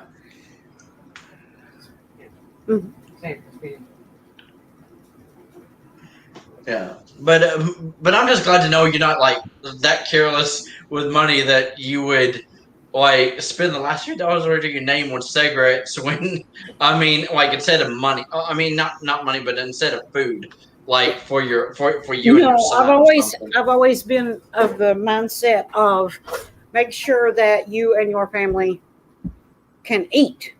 Yeah, and as much shit as I may like give my mom like some capacities, like maybe she did baby me a little bit growing up, or maybe she kind of failed me in a way and everything. But the thing is, my mom was actually a very caring person, and believe it or not, her kids always came first. Because, believe it or not, this shows you just how much of a good person my mom actually was. My mom had actually sacrificed, like, herself, like, not eating just so her kids could eat. Like, she would actually, like, say we could only afford, like, a small meal from, like, McDonald's or something. Like, my mom would literally give her burger to one of her kids before her if she knew that that one of her kids needed food more than her, like because we were basically her whole world, like, and everything. That was like the only good thing, like the only thing my mom loved about her life was the fact that she was a mom.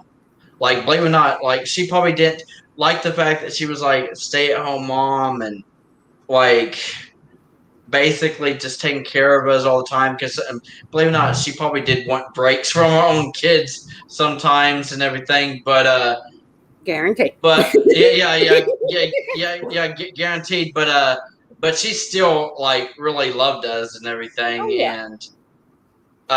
and she made a lot of sacrifices for us, and she would also always defend us. Believe it or not, because of my disabilities, one memory I have of my mom was actually my mom telling off some basically bratty like teenagers that lived across the street that were making fun of me because of my disability or something.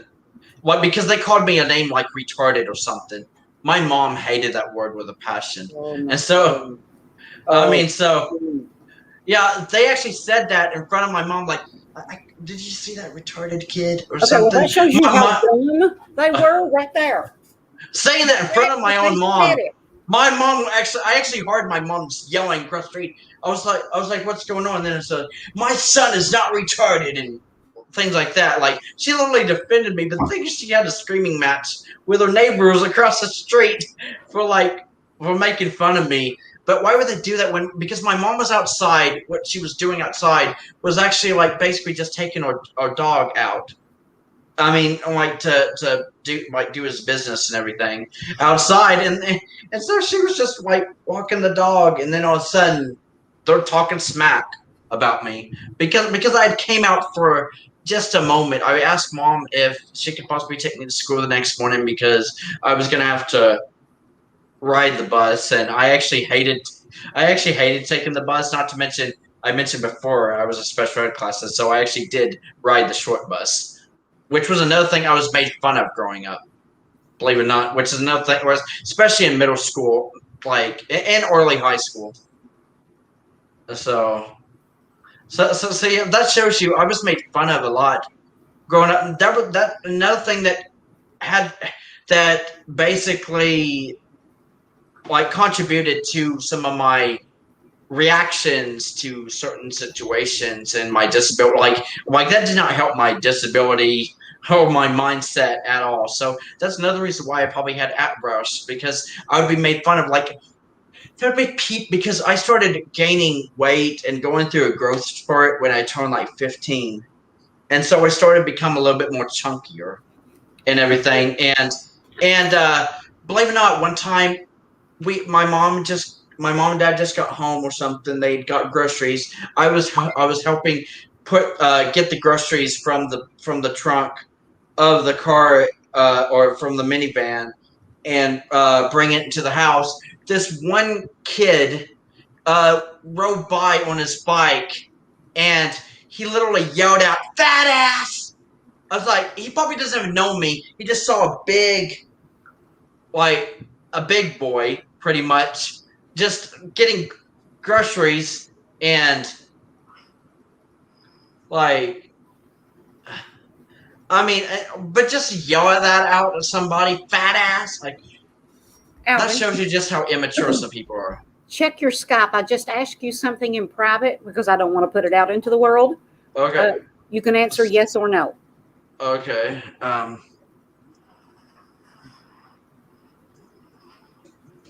I wanted to say something Yeah. funny here about a minute when Trish was talking about, like, you save your money for the week, about like whether you want to get pop or something like that or whatever it is when you go to the grocery store or whatever. I was thinking, on your way to the store, if you've set aside that money, don't let the prostitute stop you on the way there or the way back, because you might wind up spending your money you need for the groceries or whatever. Oh yeah. You know what I'm saying? Uh-huh. Yeah. Yeah, that way, but, that way you don't, But I also wanted to talk about a couple things, too, other than what I was talking about earlier. But if Alvin's got some more he wants to say, I'll let him finish what he was going to say or whatever. Okay. Well, it's just but yeah, I was basically just saying, like, it's because of how I was treated back in school. Like, I was picked on, so especially after I started gaining weight, which is another reason why I trained. Like, believe it or not, I've even started trying to like take like diet pills or trying to go on a diet or things like that, just trying to lose a little bit of weight, wanting to go for walks with my sister more often or go to the gym and things like that. Because I mean, I've always struggled with my weight, and I have for like the last 10 years or so. Actually, it's been longer than that. It's been more like 15 years or so. But I've been picked on so much, especially during my high school days, because of because I was like, because I used to be the skinny white boy, like when I was like in elementary school and like middle school, and then I went through a growth spurt at like 15, and I started to gain some, I mean, pretty good weight on me, and then I started getting made fun of for it because I was more overweight, or as some people would say, fat. And so then I was called things like fat ass and everything like that, which actually did add to my depression. And this may be a touchy subject, but I mean, I did start to become like what some people probably consider like a depressive eater or something, because I was so depressed. People were making fun of me because I was overweight and fat, but yet it made me just want to eat. Actually, Fluffy, believe it or not, Gabriel Iglesias has actually mentioned this in one of his stand-up specials before, that how he was made, like how he started wanting to like basically do better for his health and lose some weight and everything. But he would say, like, because of how some people would make him feel because of his weight issue, it actually just made him want to go to a drive-through, like to get a Big Mac.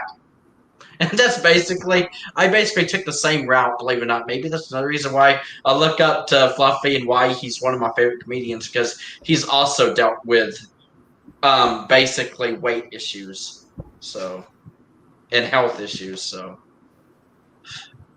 But yeah. I get that too. Yeah. But I wanted to say something today, and I just happened to notice yesterday. Okay, I was in Walmart yesterday, right? And I told my mama first, and we got out and got out of the car and everything. My mom was like, "You got your mask with you?" I said, "I ain't wearing no damn mask in Walmart." Yeah. I said, "I'm vaccinated or whatever. I'm not wearing a mask. I'm tired of people telling me that I should wear a mask, whatever." Okay, I said I'm done with it. You know, if they don't want to let me in their restaurant or they don't want to let me in their store because I'm not wearing a mask, and I guess my money ain't good enough for them. That's just the way I look at it. Okay, so I have this thing where, like, okay, like they're telling people, okay, if you're fully vaccinated, you don't have to wear a mask outside, and you don't have to wear it inside with other people if you still sort of kind of social distance yourself or just kind of watch what you're doing and stuff. Okay. Yeah. I honestly think I see more people wearing masks now than I have ever before. And I'm sitting here and I'm, you know, I'm not downing someone that wants to wear one. If that's what you want to do, if you feel like that's your choice or whatever, and you feel like, you know, well, I'm keeping myself safe and someone else safe because I'm doing this, fine. That's on you. You do what you want. Okay. I'm not going to sit here and say that, you know, but I have got a feeling that a lot of people now, because we have been told to do this for so long, for over a year now, that some people have got it conditioned in them that if they don't wear a mask, then they're like, it's almost like you're out here killing people. People are going to mistreat you. People are going to yell at you. People are going to do whatever it is towards you because you don't want to wear one. Okay. Yeah. Basically, and I'm just going to say this, like, our job don't even care if you have health issues. They're gonna make you wear that mask. Okay, and they basically, you know, their stance is, well, if you can't wear a mask, then I guess you just have to work somewhere else. To me, that is Wow. basically discrimination against someone's health issues. And the problem is, though, people nowadays, they just don't call stuff out like that anymore. People just don't call.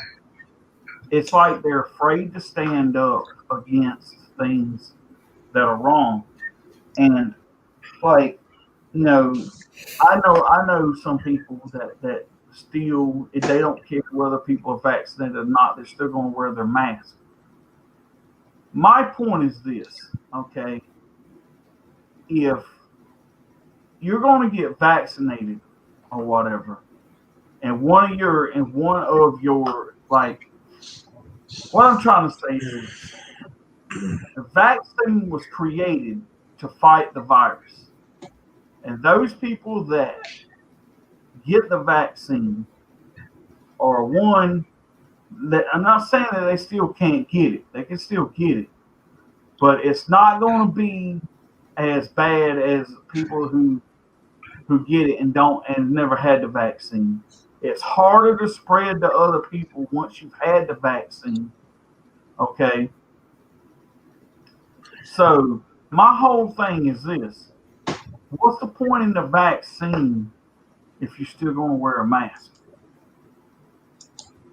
You know what I'm saying? It's, you know, it's like, to me, that's like putting a screen door on a submarine. Yeah. You know what I'm saying? I mean, it just. I get that there's people out there that can't take the vaccine because they have issues, health issues. I get that, and those are not the people I'm talking about. But you have, just like my dad. I don't know what the hell it is with his underlying health issues and everything. He just refuses to take the vaccine. And I mean, it's his choice. I'm not going to die. But I'm sitting here thinking, like, you say you're not going to wear a mask. You say you're not going to do this, you're not going to do that. And you sit here and talk all this junk. But I said, to a certain extent, I said, you're also a part of the problem and not the solution either. You know what I'm saying? Like, I'm not saying that if you don't get vaccinated, that you shouldn't be, like, if you choose to, I don't want to be vaccinated, well, you shouldn't be mistreated for it. But I also feel like that you shouldn't, like, kind of down other people that do get the vaccine because they want to make sure that, hey, we want to get back to some sense of normalcy. You know what I'm saying? And if that's a way to get back to it, then good for you. But I just feel like sometimes that we have been conditioned now to do this, and some people are taking advantage of that because they're like, oh, well, now we can make these people wear masks. What else can we make them do now? You know what I'm saying? And it's like, I'm starting to see some of this stuff, and I'm sitting here thinking, that's why I think some people should just like, you know, quit wearing a mask, because if they feel like that they're gonna still make you wear it, like going to these places and stuff like this, then there's no point in, like, even trying to fight the coronavirus. You might as well just say, well, the only thing to stop the coronavirus is wearing the damn mask, and then you'll never be back to some sense of normalcy. Because I honestly believe, and this is just my opinion, that the coronavirus is spread more by wearing masks than it is not wearing them, because the mask makes, okay, let's say this.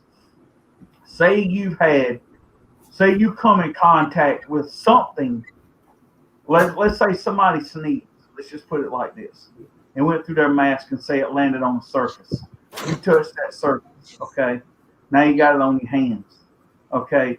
Now let's say your mask is uncomfortable. You go up and you adjust your mask, and let's say you get it on your nose or on your face. Then you get it yourself. You probably wouldn't have got that if you wouldn't have had to adjust that mask on your face because you're hot or whatever it is. That's why I think you had so many cases of the coronavirus, because they were saying, well, one of the ways to get the coronavirus is being in contact with other people and then touching your face or something like that. Well, what makes you touch your face more than anything? Wearing a damn mask. So think about it. You know what I'm saying? So I honestly believe that it caused a lot more cases of coronavirus than it actually helped. That's why I think it got rid of the mask. You probably wouldn't see as much. I just wanted to say something about like what you just said, Wild Bill, is how I felt about the situation. And I know that me and you like don't always see eye to eye, and we have different opinions when it comes to like politics and things like that. But that's actually one thing that I actually don't agree on was the whole like wear a mask, like save like you're saving a life by wearing a mask. Like I honestly feel like we're hurting each other more often because of wearing masks. But that's just my own take. Like what you just said just made a lot more sense. It just clicked with me. Like actually, you're very right because I've actually heard some people say that they got COVID or something, got tested positive for COVID or something, when all they do when they go out is wear a mask. Like I was like, how did they get it then if they were always wearing a mask? Mm-hmm. But yet, I mean. So yeah. So I'll be honest with you. That's the only thing I don't agree with the current presidency, current politics, whatever. Is the whole you have to wear a mask thing. I wish we just didn't have to wear a mask. Period. I feel like people are getting more. It feels like there's more cases of corona because of the whole mask situation. But that's just my opinion. Well, think about this too. If somebody and one of my friends mentioned this to me the other day, and I don't know why it didn't click, but it did. It finally clicked. How many cases? All right, you think about this. Every year, there's probably I would say about 4 to 6, 10, and I'm just going to use a high number. Say 10,000 people a year in this country die of the common flu. Right? I don't think it's that many, but I'm just throwing a number out there. Okay, how many people have you heard this year? And you know this is flu season because of the way the temperature keeps going up and down, up and down. Yeah. How many people have you heard this year die from the common flu? None. How many people have you heard die from the common flu since the coronavirus? None. Think about it. Like everything is COVID related, it seems like. The coronavirus ain't nothing but an Arnold Schwarzenegger version of the flu. That's all jacked up and whatever. What'd you say? It's like I said, thank you. I've been saying that for months. The coronavirus is like the flu on steroids.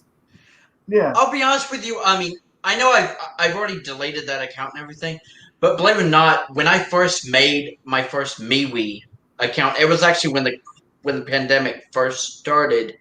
One of the first things I ever posted on MeWe, believe it or not, was why are people freaking out over the coronavirus? It's pretty much just another form of the flu. Mm-hmm. Yep. That's basically I remember that was actually last March 2020. I said something like that. And people thought I was crazy because I got a few comments or a couple of comments on it. They're like, yeah, right. Like I was crazy by saying that. Oh, no, corona is way more deadly than just the flu. Like, this is like some serious, like, Killer Beat, like, a Stephen King movie type of shit. Pretty much. Like. Okay, how about this? Yeah. Oh, what'd you say? I've been wanting to say it for the past 10 minutes, and I'm going to say it. Wearing a mask after you've had the vaccination. Yeah. It's like putting on a condom after you're done having sex. Oh my God! I'm glad you told me that, Trish. Now I wonder what the hell was going on. Yeah. Okay. That was No. actually genius, Trish. I mean, I swear, sometimes I wish I could get inside your. Sometimes I swear I could get inside your head. What is Patricia thinking? I'm going to say this, and I'm not a scientist, so I can't tell you what's in what's in the vaccine or nothing. Yeah. But I am willing to bet you the reason why we have a vaccine as early as we do, because I'm willing to bet you that about 90% of what's in that coronavirus vaccine is the same shit they give you when you get a flu shot. They might have had to add a few elements to it to maybe fight the more steroidic part of it, because like you said, it's like the flu jacked up on steroids. So something in that flu is making it more aggressive. So they're probably adding a little something to fight the aggressiveness of it. But I'm about willing to bet you that 90% of what's in that daggone thing that's in that vaccine is the same shit they give you in a flu shot.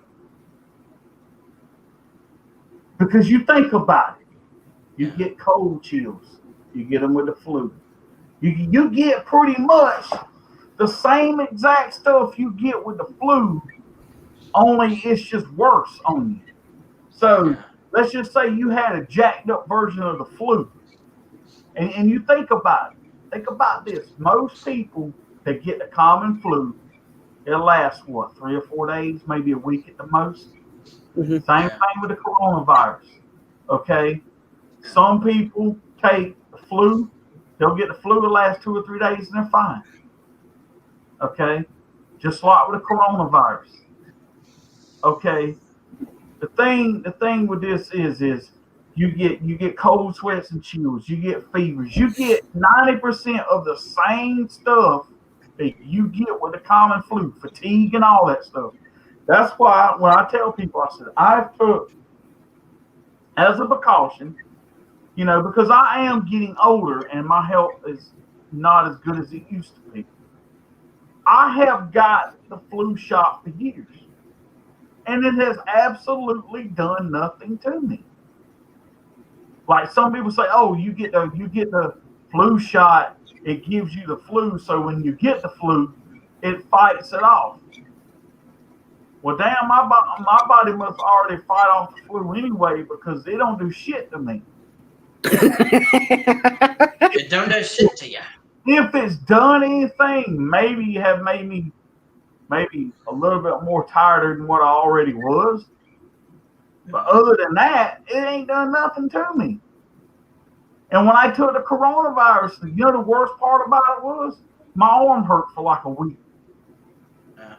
Because of the injection. That was it. And maybe that little episode that I had, maybe it was the shot. Okay? I'm just saying, but what's the difference in that and the flu? Not a whole lot of anything. I just think that they wanted to sit here and see how much and how far they could control people, and they wanted to see how many people would die from this. I already said that the coronavirus wasn't nothing but a way to weed out some of the population to make room for the younger generation. You take, for instance, like China. China is so damn overpopulated, man, that families are limited how many kids they can have, because they have no room to expand anywhere. I mean, the only place they can go is up. They can't go, anywhere else.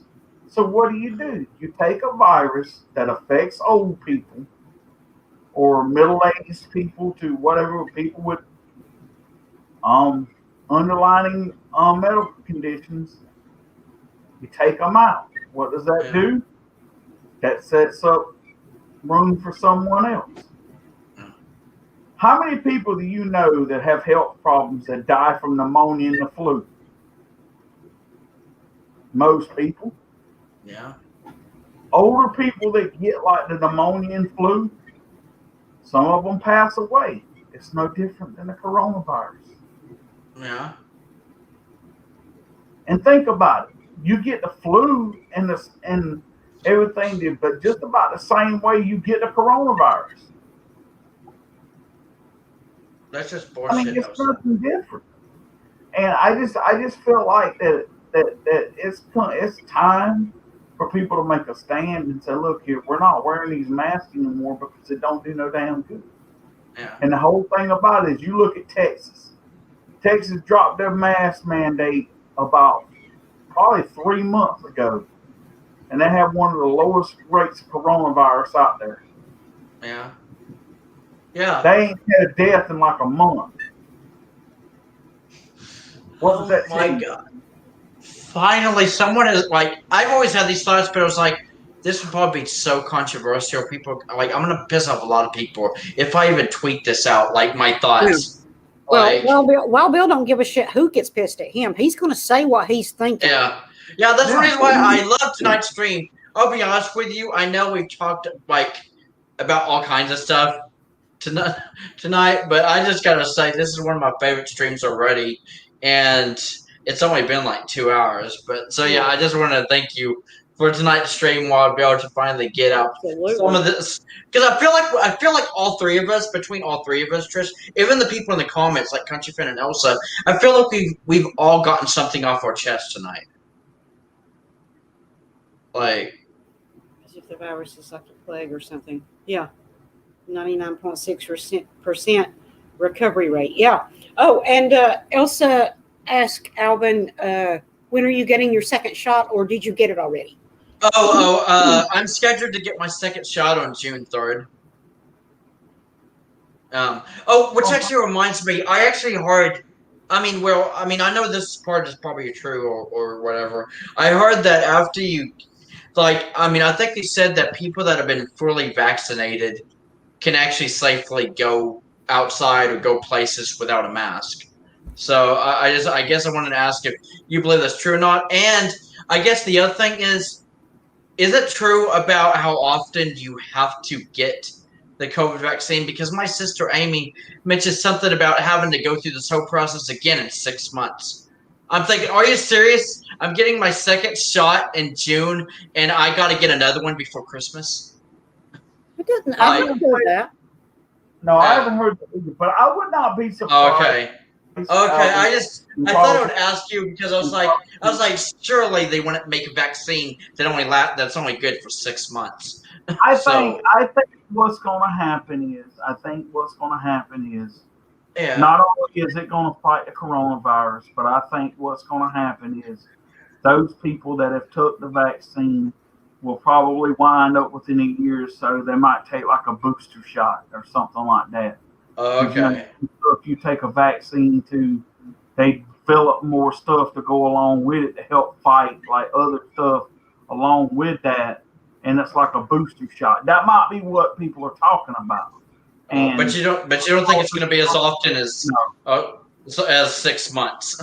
I was like, that's not even a whole year because people get a flu shot like every year, but to have to get a vaccine every 6 months, that's really annoying. That was my immediate reaction. You could take a pneumonia shot once every 5 years. Yeah. I was like, why would you make a vaccine that's only good for 6 months? Find a vaccine that's good for at least a year or two, at least. So. I'm just saying, like if it's something to do with the booster shot, that might be what it is, and then to a certain extent, I understand that because some things do have a booster shot that they give you later on down the line just to make sure, you know what I'm saying. But it's not going to be something to where you got to go get a daggone corona shot every 6 months. That's not how that works. Well, think about all the vaccines you took when you were a kid. Yeah. Okay. I was vaccinated when I was a kid. All those shots you have to get, measles, mumps, whatever the hell else you have to take. You're supposed to keep taking those, not like on a regular basis. I mean, every so often, like every 10 or 15 or 20 years or something, you're supposed to go back and get a booster shot. Okay. Yeah. even your tetanus shot only lasts for, I think, 10 years. Something Oh like yeah, that. oh yeah. See, that's the thing.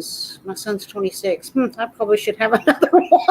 Oh, yeah, baby. I was checking out, but that's what I'm saying. Vaccines, shots in general should be good. Like almost anything, like any vaccine shot you get should be good for at least a year, 5 years, 10 years, somewhere out there. But like half a year, seriously, like have it. Like I don't know. I just find that ridiculous to have to get a shot every 6 months. I was like, oh my god, is this pandemic ever going to end?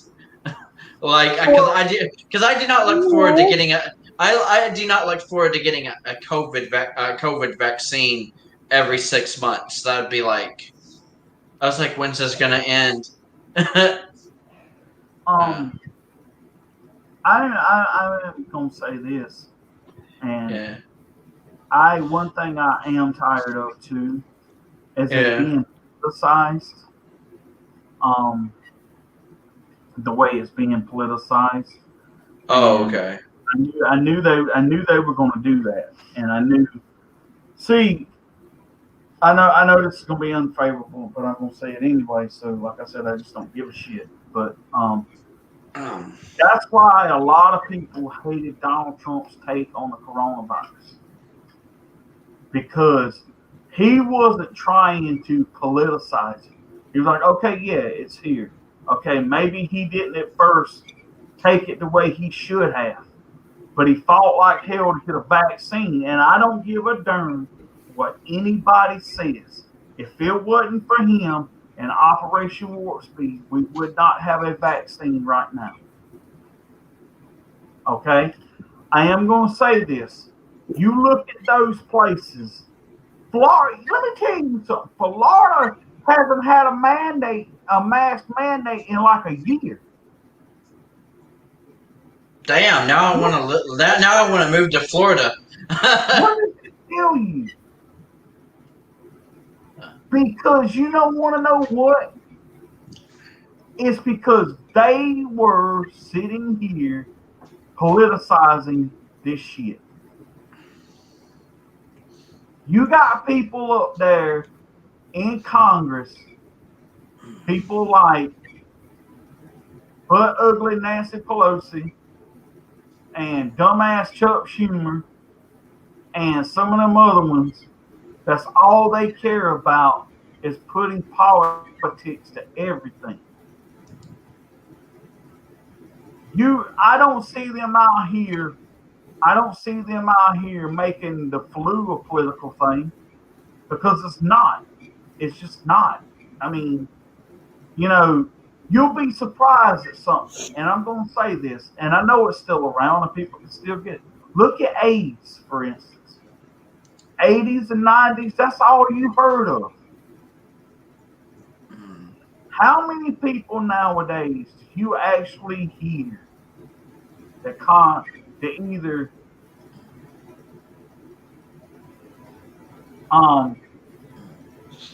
that you hear now contacting or contracting the AIDS virus or HIV? Let me tell you something. You remember back in the day when they told you that if you got the HIV or you got the AIDS, that your lifespan was about 7 years? Supposedly Magic Johnson had the AIDS and he's still alive. What does that tell you? How long has that man had AIDS? At least 15 years or more. Maybe 20. Damn. Think about it. They said back in the day, your lifespan after getting, God, I can't talk tonight. Damn. Contracting, that's the word I'm trying to say, contracting HIV, your lifespan was anywhere from to about 7 years after getting it. And Magic Johnson's been still alive now. That's a little kind of fetchy to me.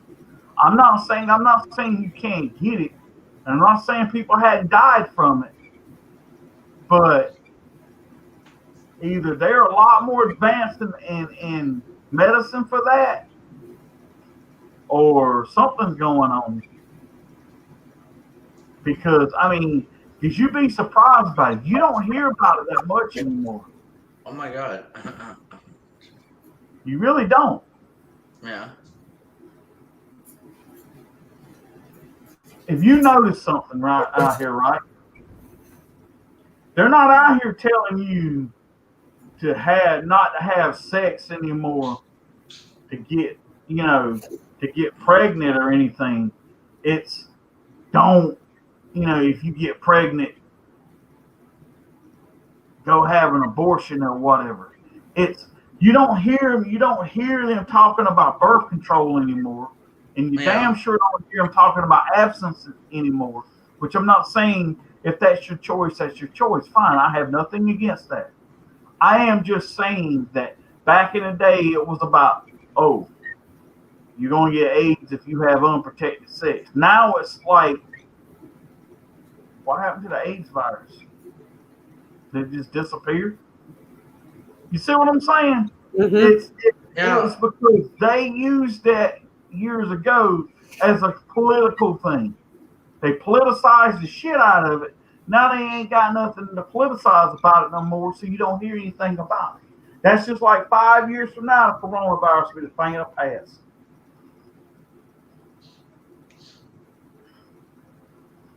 They were like, Corona what?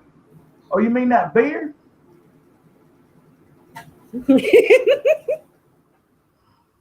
Like, this might be a stupid question. I mean, I just wanted to point this out. This might be a stupid question. This shows you just how much I don't really follow, like, diseases and stuff like that. But why do people make it sound like whenever someone gets AIDS, oh my God, they're pretty much already on their deathbed or something? Like, I'll be honest with you, I'm actually shocked by the fact that Elsa said that AIDS can be managed, because people act like, oh my God, well, if you got AIDS, this will save your body. When it was first discovered, that was kind of true, because there was no cure for it. Okay. There were no medicines for it. Oh. Shit. Sorry. So nobody knew what to do, and you were pretty much just going to die. If you got it. So that was like at the beginning. So is there a cure? With the coronavirus, nobody knew what to do, and thousands, if not millions of people were just dying. Yeah, that's right. Until they came up with help. Elsa, Elsa. Did you not want to hear Taylor tonight? So let's fast forward something, okay? Imagine if Freddie Mercury would have never contacted the AIDS when he got it. And let's say he got it around about the same time Magic Johnson would have got it. You think he'd still be alive? Absolutely. Yeah. Like, to be honest, there'd probably be several celebrities. I honestly think if you got the money, you can do whatever you want to. Yeah. It wasn't a means back then. Yeah. Freddie Mercury had the money to do whatever he wanted to do. But let's just say to an extent that let's say it's a medication to help management that is really expensive. Okay. Yeah. It's not like Freddie Mercury wouldn't have had the means to pay for it. And I know he contacted AIDS back when before they had all this medication and everything now. Maybe that's the reason why Magic Johnson ain't dead, is because he's had the money to pay for it. To get all these. That's a very good point, because when they first came up with a shot and medicine to control it, it was so expensive that most people that had the disease couldn't afford it.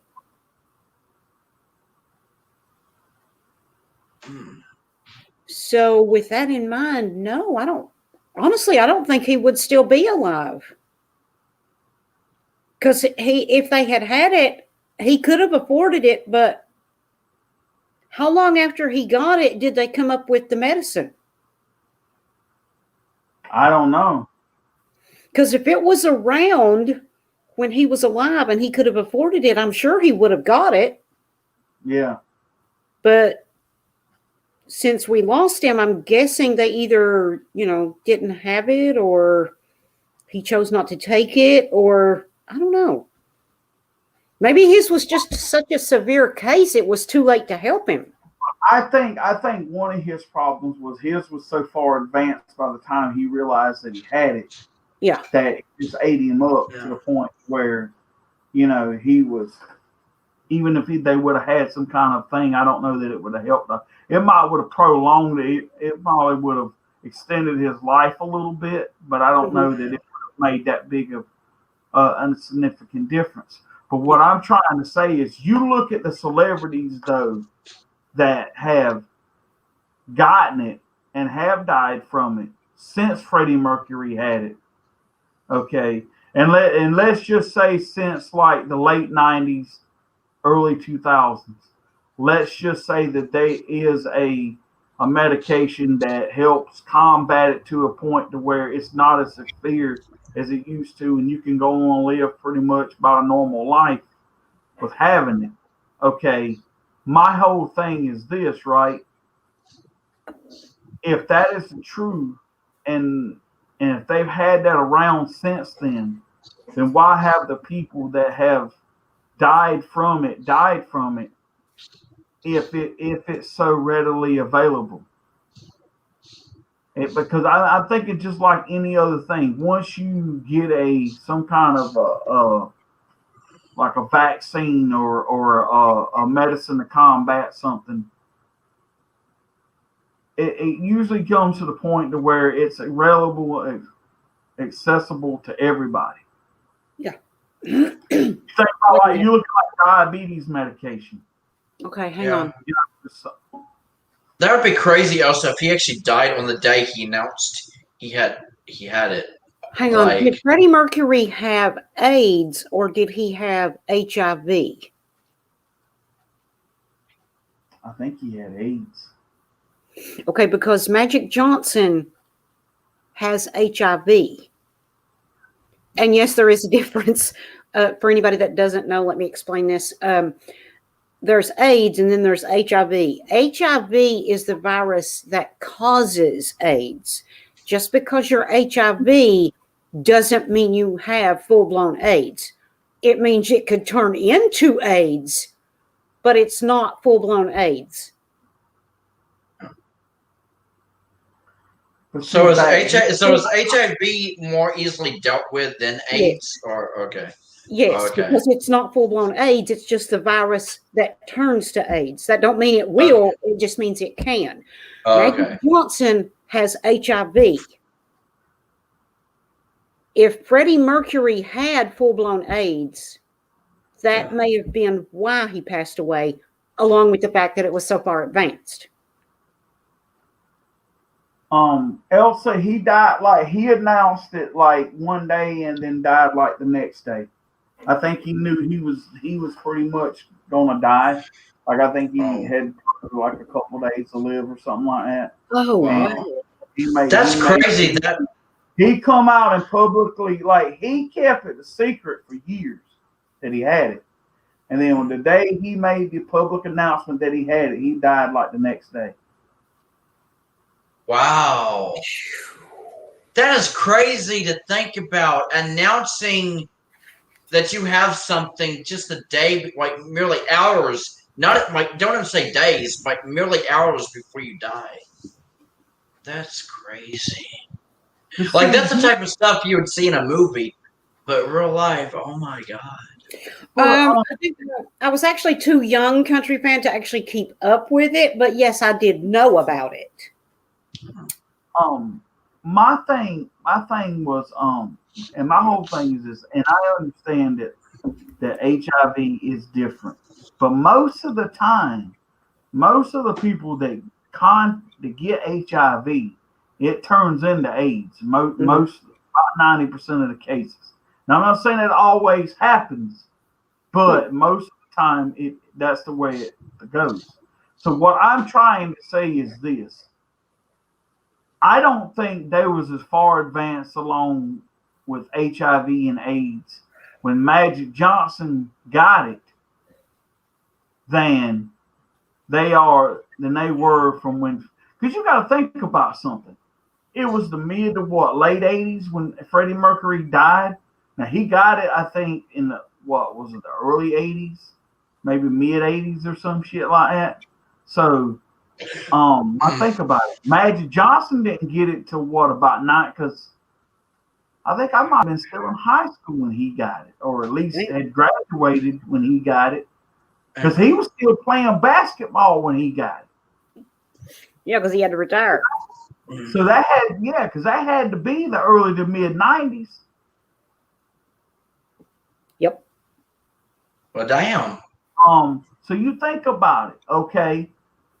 I would have thinking out of all those years, and if they hadn't have been no more forward advanced in medical research than from when Freddie Mercury died and got it, than when Magic Johnson got it, how in the world, when they said most of the, and if you think about it, because I think Freddie Mercury had it, I think several years before he realized that he had it, or at least a year or two. So if they're right about your lifespan was about 7 years, because he got it, because if I'm not mistaken, he got it right before they did that Wembley show. He found out he had it. So, and he died, about 5 years after that? Something like that, I think. Because Queen didn't do a whole lot after that, after he had got AIDS. So, that's about right. So, my thing is this.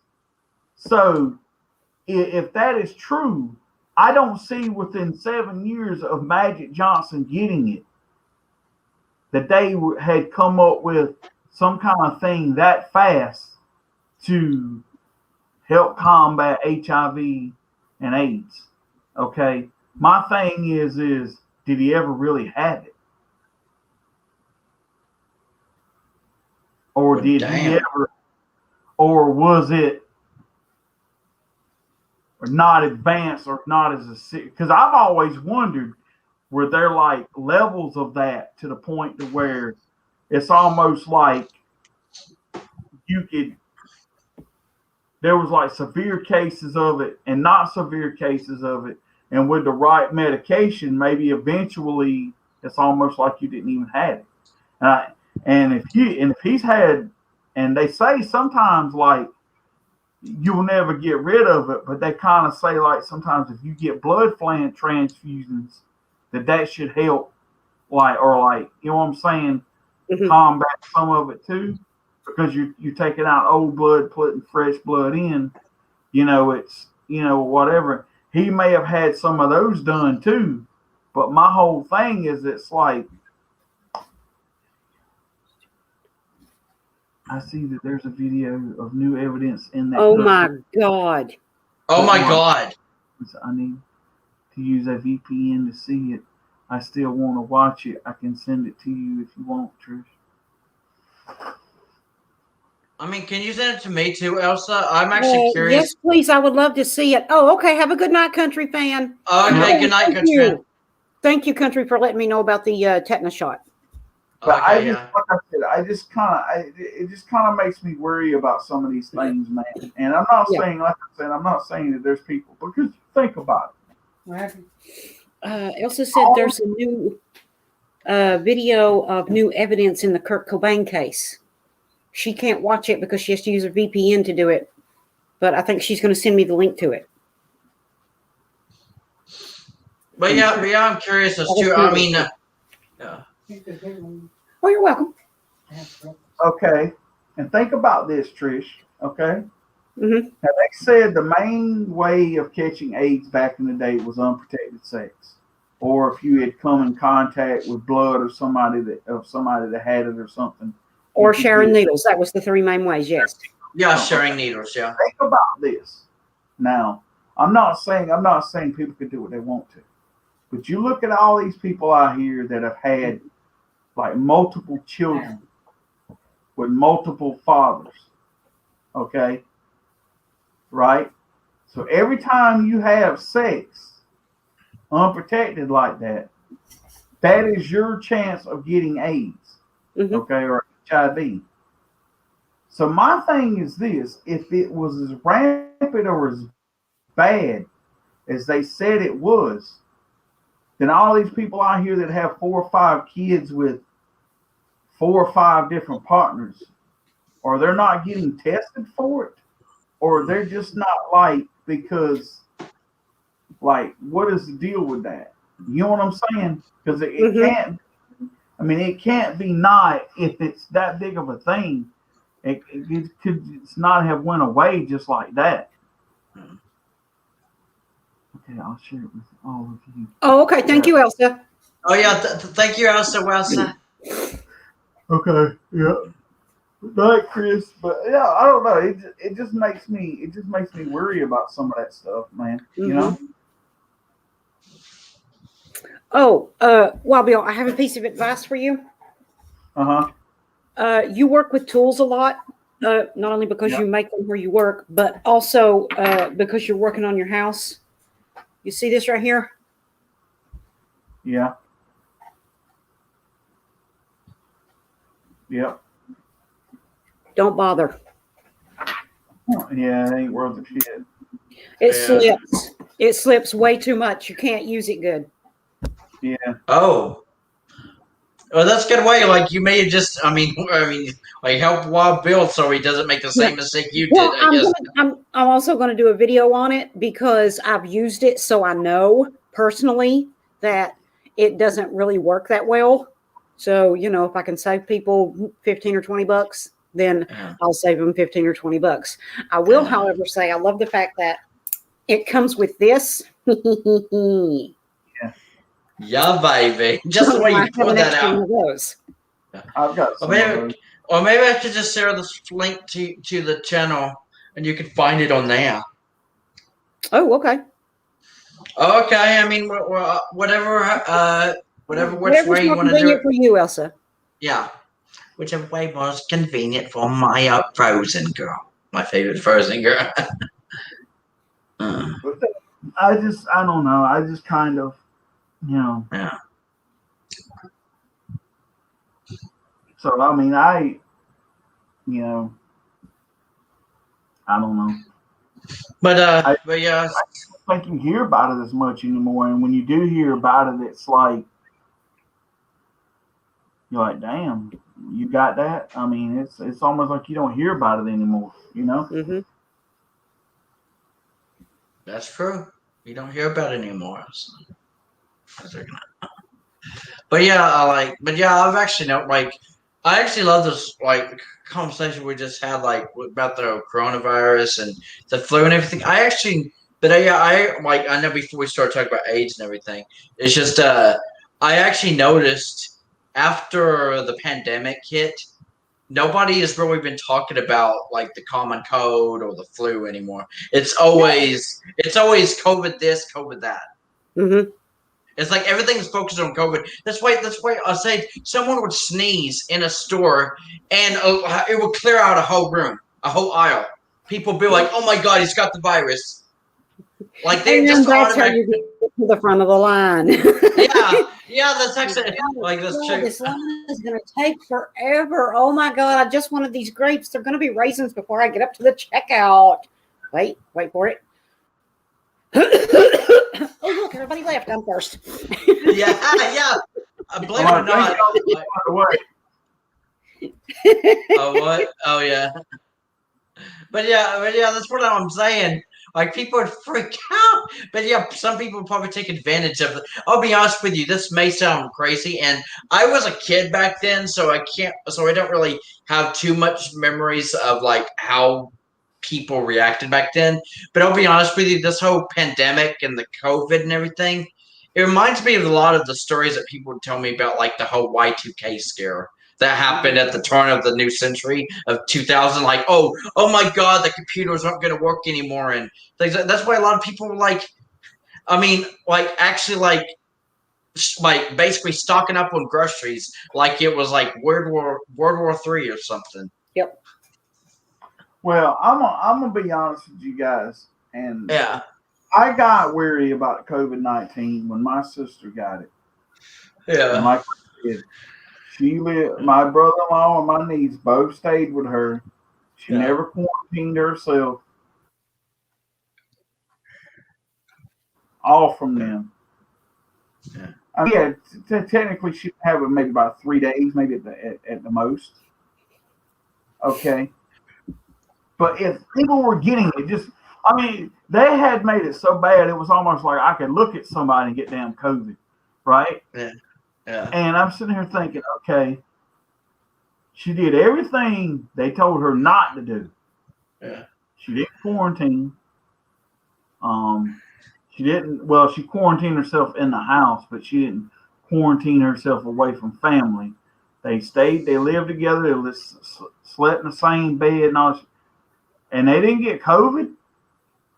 That kind of makes me kind of wonder if some of this COVID you were getting just simply just by fucking, like, hell, I don't even know if you went to the doctor and they really told you you had COVID or not. I think, yeah, you might have had the damn flu and they just said, we're going to give you COVID. So you got damn COVID. Mm-hmm. You know what I'm saying? And I'm sitting there thinking, like, okay. Oh, our head goes and they suck. Yeah, sinus infection. Oh my God. My sister and I actually had a sinus infection not too long ago. Oh my God, they suck. Yeah. I'm gonna tell y'all something right now. You know, there's a lot of countries on this planet that don't have to deal with pollen like we do. Mm-hmm. I think they should take that shit and make it chemical warfare.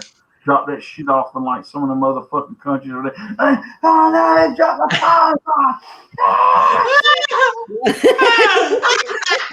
Exactly. Yeah. So what do you think about that? I said that was funny. Wild Bill's a funny man. Not the pollen bomb. We surrendered. Not the pollen bomb. We're gonna die. Yeah, we're all gonna die. But no, I was sitting there, and I'm not saying, and I'm not making a joke out of it. I'm really not, because I know that there's people who had gotten it and passed away from it. But it makes me think about some of these cases that people are getting it, and it just makes me really wonder if they had corona at all. And yeah. And then you take, for instance, like, and I'm just gonna say something. They were trying to sell the coronavirus like it was worse than the Black Plague. Well, let me tell you something. The Black Plague almost wiped out Europe. I mean, think about it. Okay, what we have us? We have what, about maybe 500,000 deaths or something other like that. I mean, when you're talking about a whole population of like Europe, I mean, you look at all the countries and like cities and stuff like that are over there, and it wiped out just over half, almost 3/4 of Europe. No, I don't think so. And if man survived that with no more medicine than they had back then, coronavirus ain't shit. Yeah, the coronavirus ain't shit. That's why I say that a lot of this stuff was more politicized than what it was. And I honestly think that's why they were so tough on Donald Trump about it, because he was like, look here, there's really nothing to it. I mean, seriously. I mean, yeah, people are getting it and people are dying from it. But if you noticed, it was most people that already had something wrong with them to begin with. If you have a lot of health issues and you get the flu, that's going to affect everything else that you've got. Yeah. Diabetes has killed more people than coronavirus. Yeah. But guess what? Diabetes is not a global pandemic. Yeah. But yeah, that's a good point. Also, I mean, I just want to say, like, in all honesty, do you believe some of these COVID? I mean, like some of these cases of COVID deaths. Do you think they've actually been mistreated or misdiagnosed, misannounced? Like they're making it sound like, oh, they died from the virus, but they actually died from something else, completely different. I'll tell you this right here, Yeah. and I've heard this, and you won't hear it on the news because they don't want you to know this. But I've got friends that are in the medical field. I've got 2 cousins that are both nurses, okay, and I've got a few friends that are nurses. They would tell people if someone would come in, and let's say that maybe they did have corona, but let's just say they died of congested heart failure.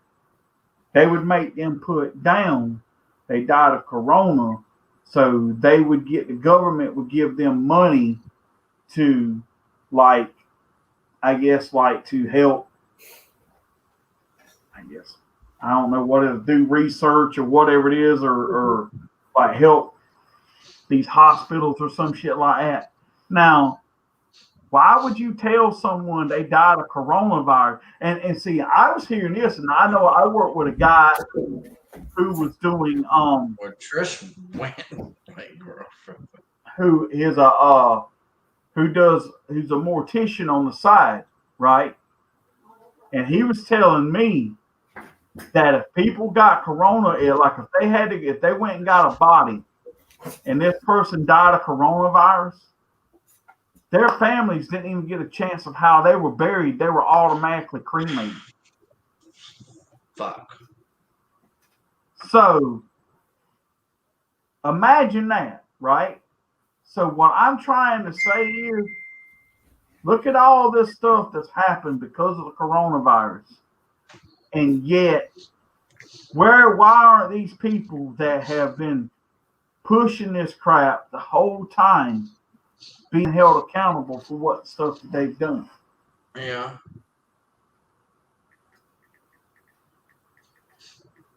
And I also got a point. Obesity should be a global pandemic more than this virus. Yeah, I agree, Elsa. Just saying. Here's the thing, right? Okay, now don't get me wrong. They tell you get the flu, stay home. Don't get nobody else. Don't give it to nobody else. But you don't hear them saying, okay, oh, well, you're a murderer because you're not wearing a mask. You're out here spreading the coronavirus. Or could you imagine a few years ago, oh, you're a murderer because you're out here spreading the flu. Hey, welcome back, Robert. Welcome back, Roberto. Okay, Yeah. so to me, what is the difference? Because, like I said, they found something that they could politicize, and they ran with it. Mm-hmm. Yeah.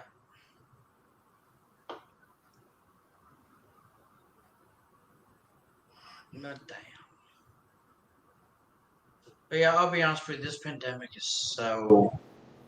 I don't know if this is true or not, but I was watching on the news or somewhere where a guy had got coronavirus, right? Never went to the doctor, took orange peelings from an orange, put them in water and boiled them and inhaled the steam. And within like a day or two, he didn't even have symptoms of coronavirus anymore. Damn. Oh my God. Wow. I don't understand the logic when they call you a murderer. That makes no sense. That's just plain stupid. Stupid is as stupid does, Elsa. Like,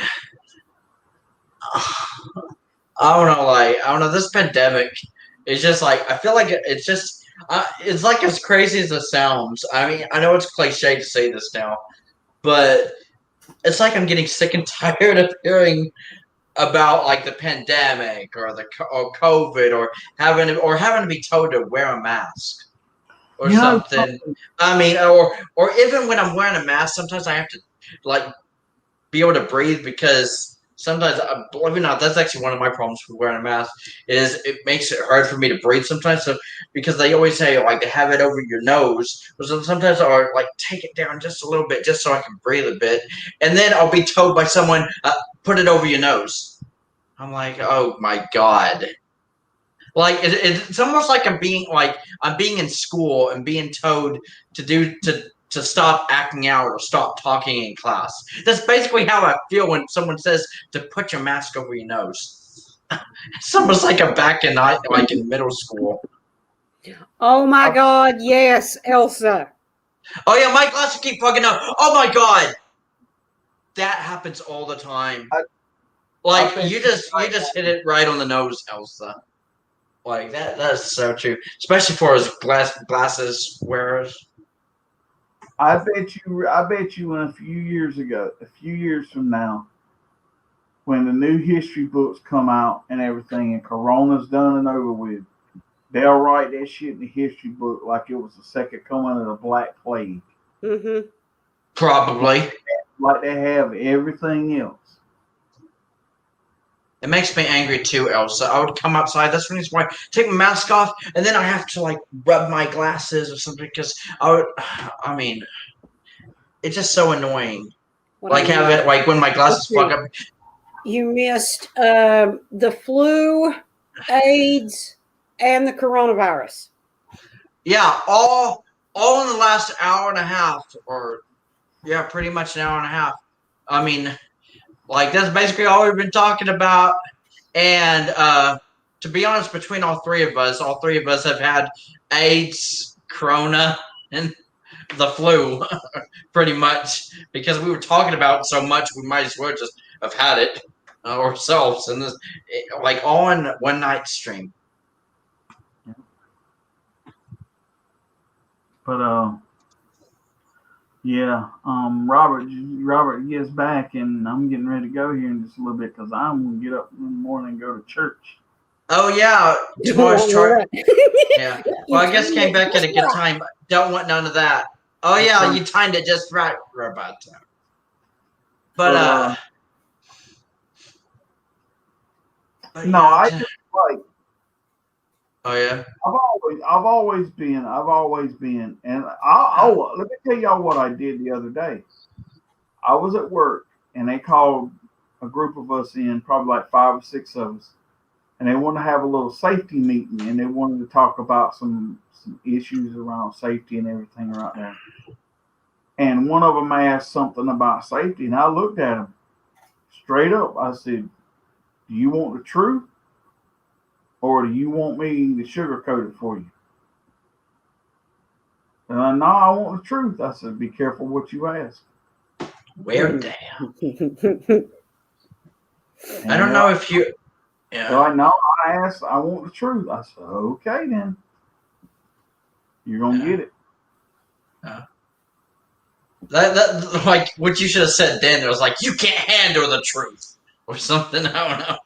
That's what I can imagine Bob Bill saying. And I tell anybody that you want to know something, be prepared to get the answer you don't want to hear. Yeah. Well, that's basically. Yeah. Well, I was just gonna say, Bill, that's basically like sometimes I'll bring up some situation and I ask, like, I mean, I would like to get your guys' opinion or something or advice, and. Sometimes before you tell me like your honest opinion, Bill, sometimes you would literally ask me beforehand, be careful what you wish for, because you actually ask, "Do you want my honest opinion?" Like this is literally how you start a conversation sometimes, Bill. And I mean, I actually appreciate that, but yeah, that shows you that if you add something to the conversation, you're just gonna spit it out. It's gonna like. The whole truth and nothing but the truth. Yeah, that's why we ask him things, because we know he'll tell us the truth. Yeah, the honest truth. And it's like, but be prepared because it may not be what you want to hear. And I was like, Yeah, like I'll be sometimes. Sometimes I'm skeptical at first. It's like, yeah, I want the truth or your honest opinion, because sometimes I'm worried that oh shit, did I say something wrong? Is Wild Bill getting ready to put me in my place now or something? See, that's why Wild Bill would never make it as a politician. Oh, And He tells the truth. and I'm going to say something, Alvin. And if that ever did, believe me, it's nothing personal. Okay. That's just how I roll. Yeah. Seriously. I mean, it's that's why like even with my mom and daddy sometimes they'll ask me something. I said, "You want the truth?" Yeah. Well, to be honest, I mean, I don't sugarcoat nothing for nobody ever. Yeah. See, two things I wouldn't make. I wouldn't be good as a politician, and I wouldn't be good as a preacher. Because you would get the things you definitely don't want to hear. That's the thing, because I'm not gonna sit here and tell you something that ain't gonna be beneficial to you. But I am the first one to come out and admit if I don't know something, I'll tell you I don't know. Because unlike I don't know everything. I don't. And I don't claim to know everything. I think I know a lot about a lot of stuff. And I think I'm pretty knowledgeable even when it comes to stuff that I'm not really familiar with. But a lot of that has to do with just living life. And like I say, when if I want to know something, I'll go research that shit. Yep. Yeah. And I don't take just one source either. Yeah. I'll find 4, 5, 6, or 7. Yeah. She's Well, damn. But well, you would think, Robert, that she would have learned by now not to ask you. Well, damn. I don't like it when she asks me something because I tell her the truth and she gets pissed off most of the time, LOL. And it's like, why did you ask me if you already knew what, or if you already had a feeling of what might come out of my mouth? Like, I mean, you probably already know my. You don't want to know. Yeah, don't ask if you don't want to know. Like my mom will tell me sometimes she'll go over to her mom's house, and one of her sisters will show up, and they'll say something either way and piss my mama off, or they'll say, or something like that. I said, you ever notice they say that shit when I'm not around?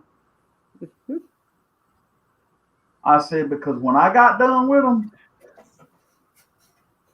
they'd probably be calling the law on verbal harassment. She says I'm just being an asshole about whatever she asks.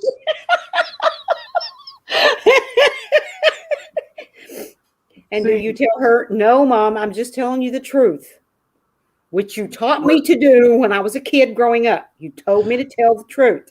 Yeah, well, that's the thing. Most parents would teach their kids to always tell the truth and don't tell a lie.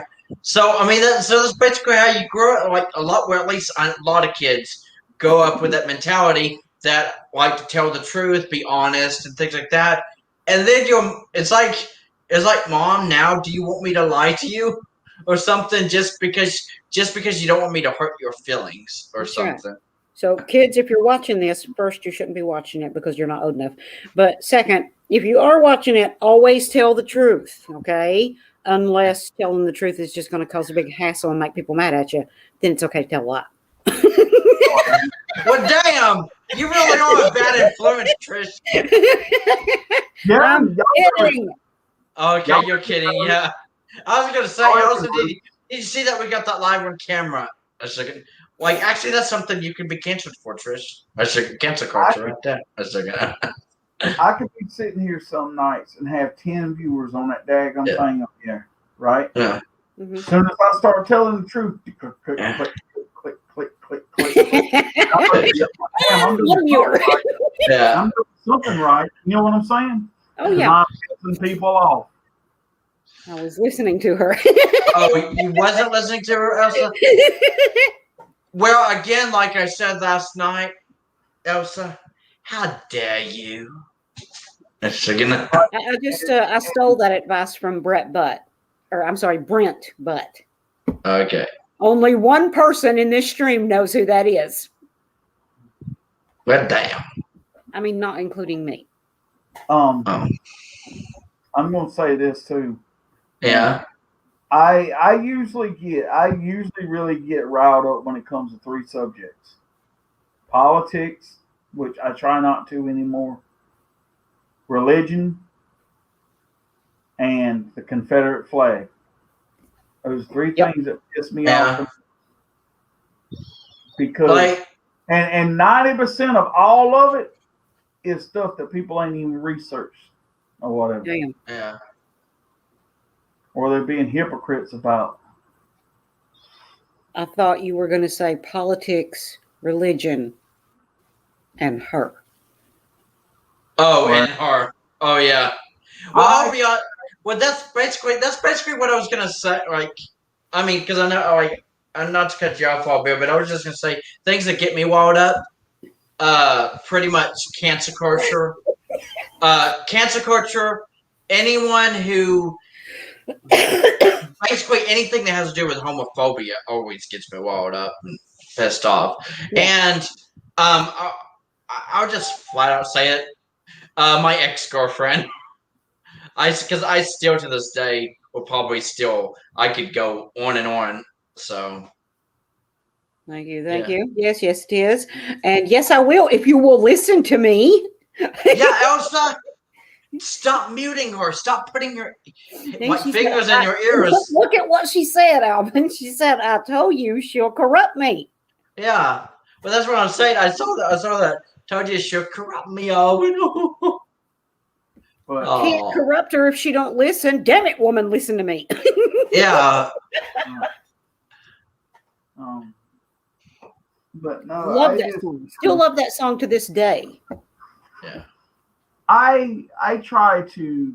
That's the situation that I'm trying to just kind of let go, because I'm tired of holding on to any of that shit. You know, Yeah.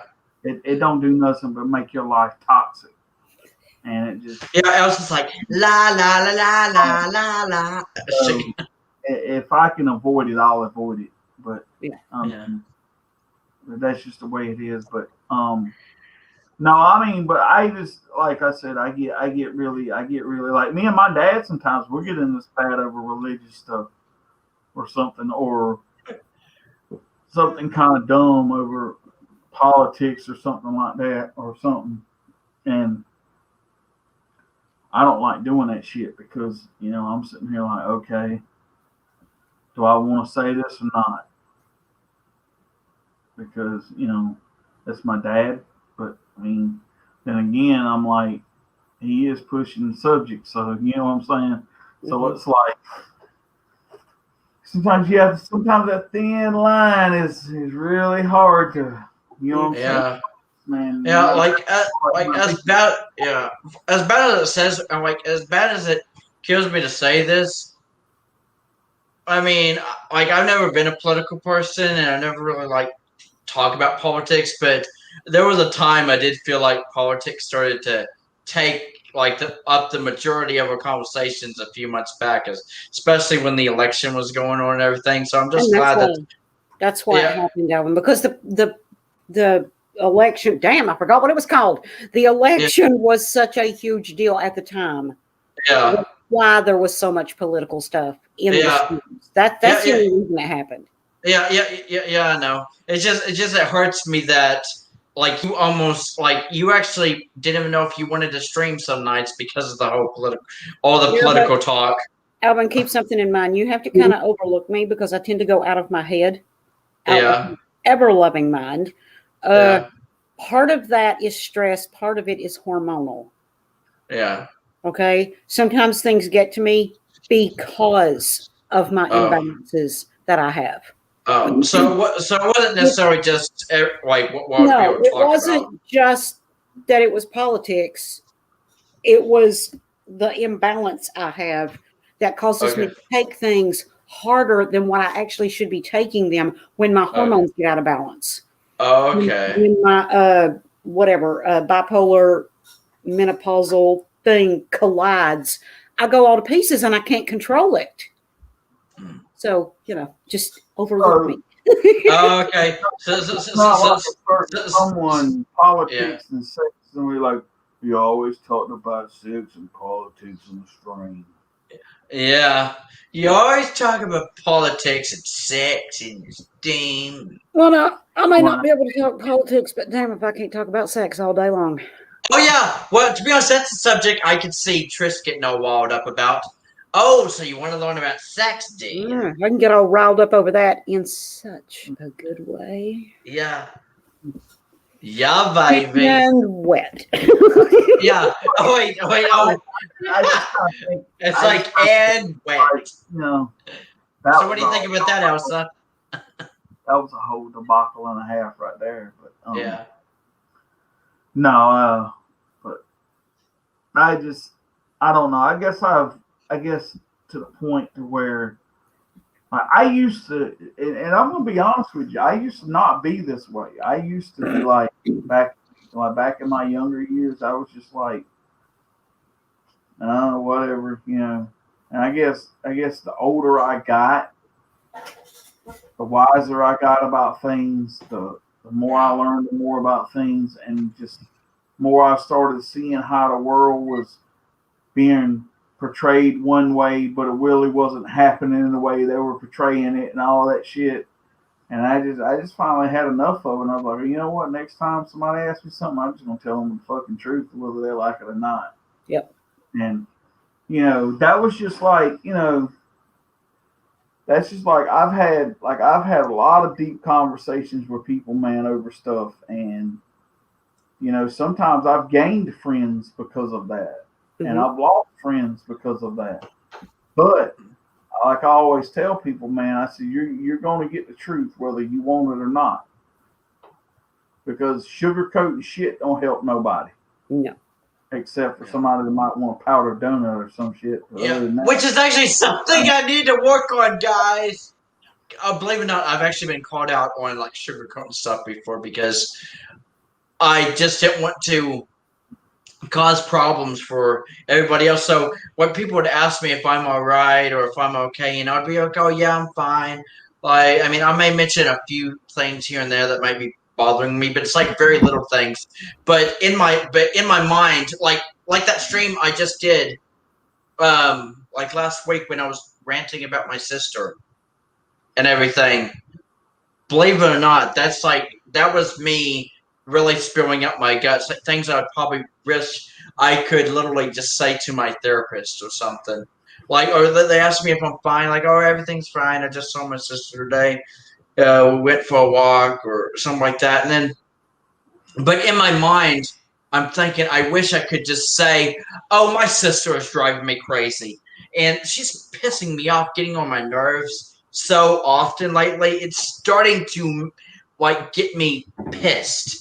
And I feel like one of these days I'm going to tell her off, and I just don't know how she's going to take it. And, like, am I in the right here? Am I in the right to feel this way? Or, like, that's basically why I did the whole stream talking about what I was actually feeling, because I knew you guys would actually listen to me and probably give me some advice on whether or not I'm in the wrong or am I in the right to feel the way that I do.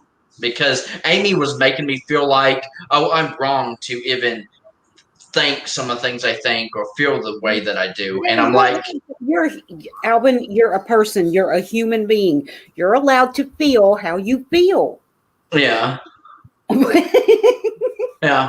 Well, that's actually that's one reason why I'm glad I'm finally getting advice like from you. So it's like, so as bad as it sounds, I mean, I have a therapist in real life and everything, but in a way, you guys are kind of my therapists in a way too, because you guys give me your opinions and that's what family's for. Yeah, family. Like, so I mean, you give me good advice, and in a way, you guys actually help me out than probably my own actual therapist in real life. But maybe it's because I've sugarcoated things for so long. It's like, how do I really spill out my guts to people? How do I open up to people? It takes a lot. It takes a lot to get used to it. Yeah. So I'm gonna say one thing. I'm gonna go to 10:30 and then I'm gonna wrap it up. But okay. But I did want to say one thing too, and I didn't mean to Yeah. interrupt if I did. Yeah. Was one thing that's not helping people get beyond this pandemic, and I'm going to tell you right now, is when they tell you fully vaccinated people don't have to wear a mask indoors unless you're in a real big setting. But then Nancy Pelosi turns around and tells everybody, as long as you're in the chamber, you have to wear a mask. And if I'm not mistaken, about 90% of them politicians are fully vaccinated. So my whole thing is that you're contradicting yourselves every day. No wonder people don't believe nothing you say. And I would agree with one thing. If it keeps me from having to look at her ugly ass face, she can wear the mask all she wants. Mm. Wow.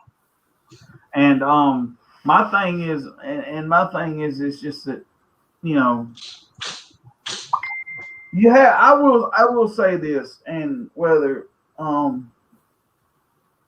you know, on all the things that we've talked about tonight, is I think that like Alvin with some of your things is I see that you kind of are starting to kind of come out of your shell a little bit, and sometimes you kind of speak your mind, even if it's not, you know, the most popular thing or whatever it is.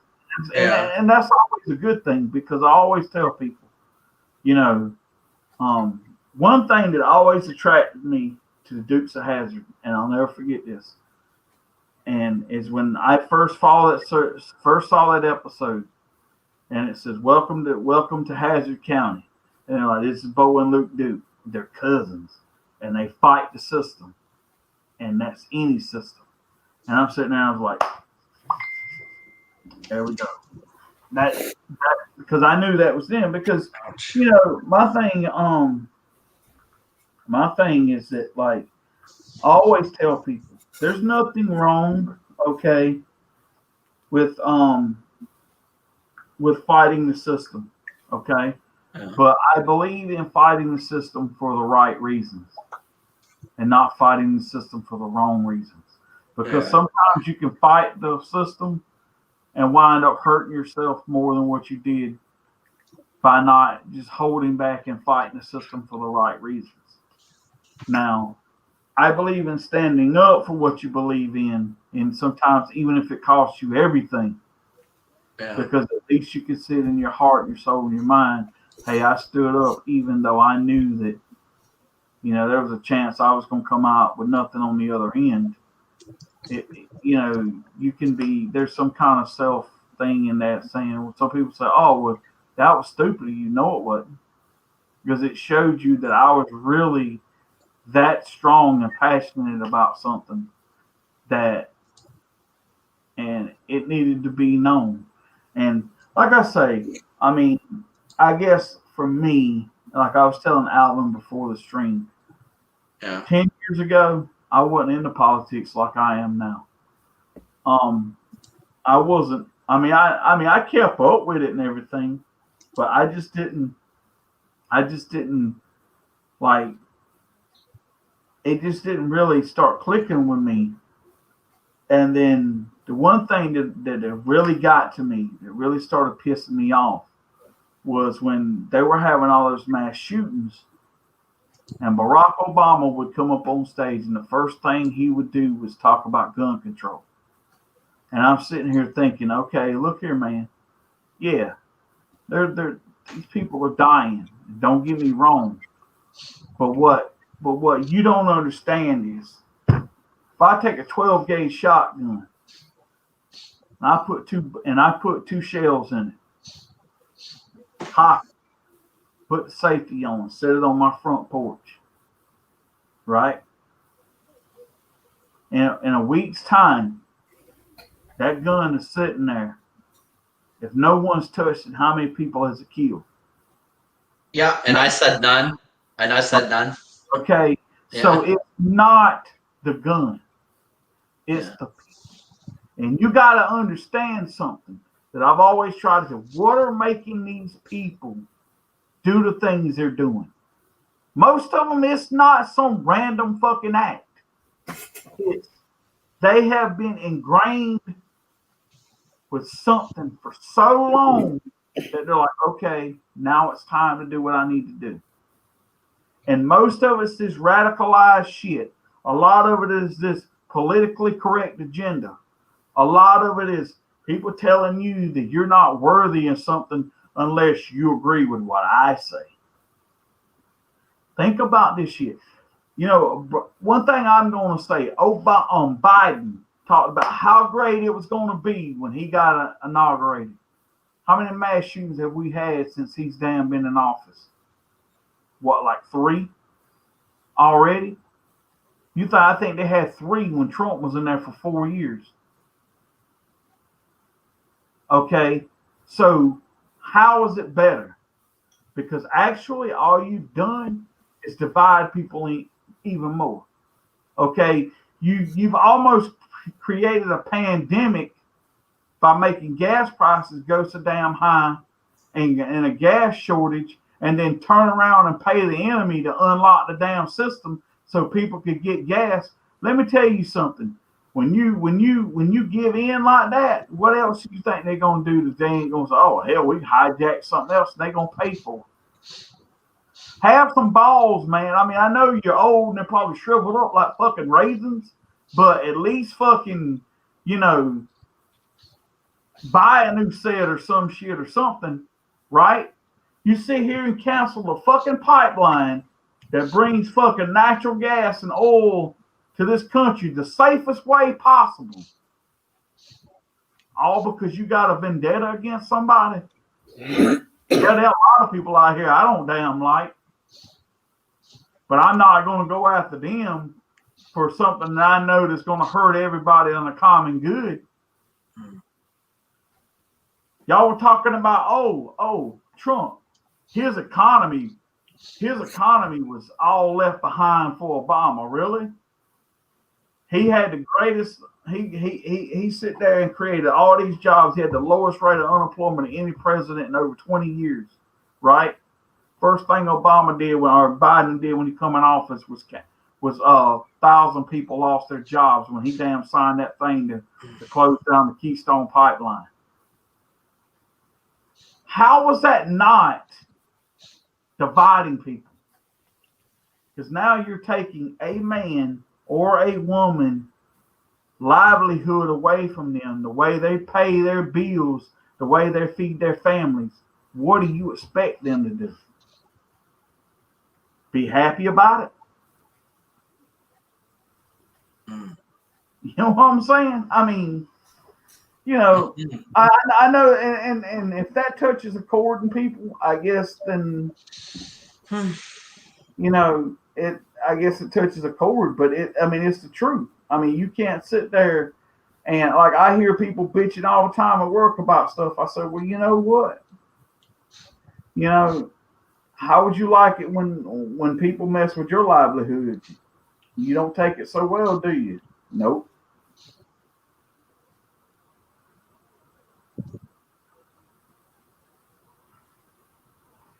So yeah, I mean, they can say what they want to, but yeah. Damn the devil.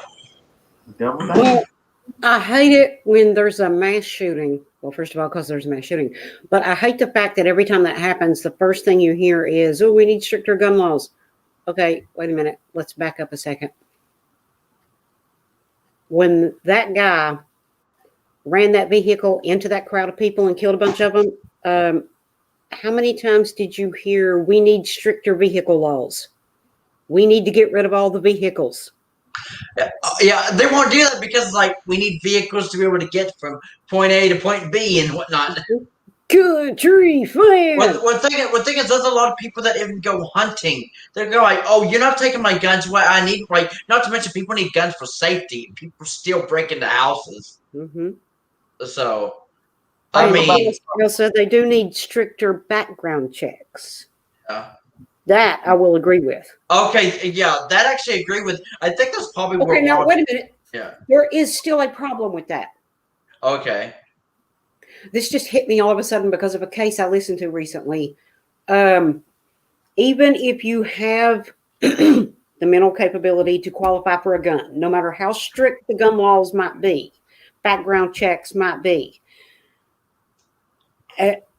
Oh God, how do I say this? That's not going to stop somebody like, say, one of your teenage and or adult kids from walking into your house, taking your gun. They are not mentally capable of getting a gun themselves, but that's not going to stop them from taking yours and going out and killing somebody. Oh my God, that. Oh my God. Okay. That happened is the reason I said that. The dad in the situation actually owned guns. His son did not. His son was the one that did the killing. When they started looking back and finding out, where did he get the gun? He stole it from his dad. Yeah. Oh my God, Trish. Okay. I can't tell you how to fix that. I can't tell you how to prevent that other than, hey, dumbass, keep your guns locked up. That seems logical to me. But, I mean, it still could happen. Oh my God. No matter how strict your gun laws are, no matter how good your background check is, that's not going to stop idiots from getting a hold of guns. Okay, like, oh my God. And if they can't steal one off somebody, there's always the black market. Unless you shut that down, you may as well stop trying to make better gun laws. Because as long as the black market exists, any idiot with even a grain of sense can go get a gun anytime they want it. Yeah. I don't care how strict the gun laws are. I don't care how many rules you come up with. Unless you figure out how to stop the black market, you're not stopping shit. Yeah. Okay. I can't believe I'm gonna like say that it's just that kind of hit a little bit too close to home. I mean, because I mean, I like memories started come flood back when you were telling me about that, Trish. I'll be honest with you. That's actually, I mean, I haven't really talked about that because I feel like it's a touchy subject and everything, and like, and not to mention, I guess I wasn't sure what people's reaction would be, but that's actually one of the reasons I broke up with my ex-boyfriend last year, because my ex-boyfriend, I thought we connected on so many levels. I mean, we both actually are kind of on the spectrum when it comes to like autism and stuff like that. Except, and he has a little like some things that I don't like, diabetes and things like that, but even he makes it sound like he's like you would think that he wouldn't be able to own a gun because of his mental issues as well. But yet he would brag about it, like in some of our group chats, how he owns a gun. He would even show pictures of the gun, and I think it's a gun that maybe it's his uncle's gun because he lives with his uncle in real life, and it actually scared me every time he would talk about like owning a gun, because he would make up stories about he would even tell me how he killed someone before, but he claimed it was in self-defense. But the thing is, I actually looked him up. I actually tried to do my own background check, and I know where he told me he lives. I looked like the records. There was no one by his name that was arrested. So I think that's why I said, like, in my podcast, because I'm pretty sure Elsa listened to some of those early podcasts I made several months ago, talking about my experience with my ex-boyfriend. Not to mention, I actually did that stream, or I actually told my story in one of your streams, Trish. Remember Alvin's story of 2020? Like, that's when I started talking about some of the stuff that I'd gone through with my ex-boyfriend after I broke up with him. But yeah, that's actually one of the things that, I'll be honest with you, one reason I broke up with my ex-boyfriend wasn't just necessarily the whole cheating scandal and him like flirting with other girls and sexting with them or something behind my back and like trying to make it sound like we're in an open relationship. But I was starting to feel a little bit jealous, and I felt like he just didn't care about me that much anymore. But the other reason why I broke up with my ex-boyfriend was because he was scaring the living shit out of me. Like the touchier the better, Elsa. Yeah, except sex. That's really touchy. Oh yeah. Well, I guess it is really touchy, Elsa. But yeah, that's. But yeah, I would. Here you go. Chew on this. Yeah, chew on. Just think about this. Yeah. I'm bipolar. Y'all know this. Yeah. I'm medicated for it, so I'm mostly okay. I'm mostly calm. get this, because I'm bipolar, and that is considered a mental disorder, I cannot adopt a child that needs a home Oh, because I'm bipolar. But I can walk in any store that sells guns and buy one legally. Now, how safe do you feel? okay. Well, Well, not just that. well, I'm pretty sure that I already told you, Elsa, because I mean, I've talked a lot about my experience with my ex-boyfriend, but I just wanted to make it clear since we're talking about gun laws and guns and people who, like, crazy people who probably shouldn't own a gun or, like, I mean, it just made me think of my ex-boyfriend, but yeah, that was one reason why I was like, hell no, I have to get out of this relationship somehow. Because I was actually planning on possibly going on a road trip with my sister out, like after the pandemic ended or something, or I don't know, the pandemic got a little bit better. We can like go on road trips and stuff like that. Like things would open up, and I was literally gonna ask my sister to take me to go see my boyfriend. And thing is, we probably would have ended up one of those stories. Oh, and they were never heard from again. Yep. Because you never. Yeah, because I mean, so in a way, are you glad that I never made that trip to meet this person? That I never met in real life. Well, Bill, you were about to say something. Oh yeah. No, I was just gonna say, okay, you take for instance, all right, most of your things they check is, do you have a criminal background? What kind of mental state you're in and all that stuff. If all that stuff checks out, you can get it. Okay. So let's throw this scenario in here. Okay. Say you're a person, you're always, you don't have any mental issues, you don't have any criminal record. Like you go in one day and you buy a gun. Now, just like at work the other week, that damn new supervisor we got over our supervisor about slipped my old hell switch. I mean, she was like that close from being the top of it because the switch was going up like this right here. And it almost would, when you get there and you hear that final click. Yep. And that was it. Okay. And I even had somebody, when I walked away and went to break, says, that bitch flipped his switch. Now I would have hated to seen that. Yeah. Okay? So think about something, right? 99.5% of the time, I'm a good person. I try to help people out. I'm good to people, all that stuff. But all it takes is you flipping someone's switch, and that is it. So it's not the gun. And it's not the gun background laws. It is, what are you doing to push people's fucking buttons? What are you doing in society that's making people flip that switch? Okay, like you take, for instance, a lot of this stuff that they're sitting here just pounding into your head every day. Racism, white supremacy, white privilege, all this. Some people just get tired of that, and when they just go, bloop, that's it. That's all the fucking takes. Yeah. So it's not the gun. Yeah, that's true. Feel thy neighbor. Yeah, which I still highly recommend you check out, Trish, whenever you can. That show. I mean, that's definitely something I could see you wanting to get you walled up at some point. So that's why when I started seeing all that stuff about them, and all they would turn around was go to gun control, gun control is. I'm sitting here thinking about, well, why aren't you out here trying to figure out what's causing these people to flip their switches, to do the shit that they're doing? Okay, is it the political rhetoric that you're throwing around? Is it the stuff that's just like out here, all this craziness going on? You need to instead of taking your money and throwing it away doing the stupid stuff, maybe you should go out here and find out what's causing a lot of this crap. It's just like at work.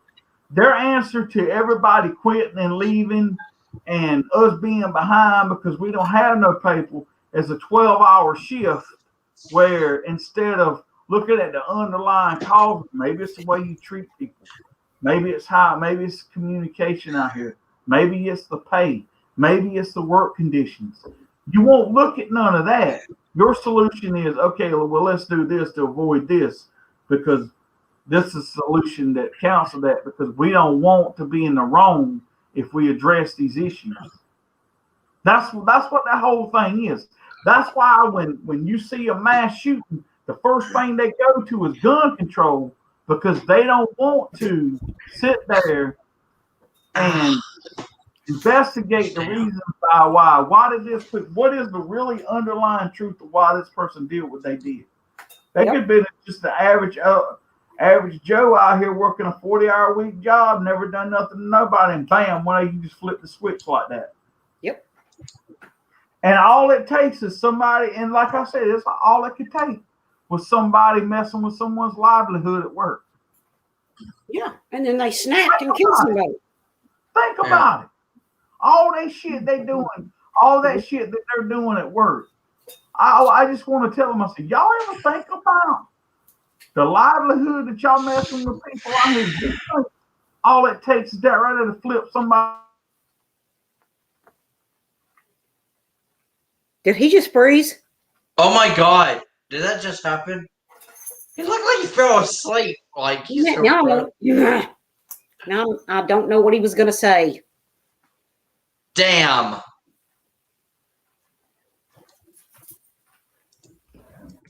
And that's the way the cookie crumbles, right?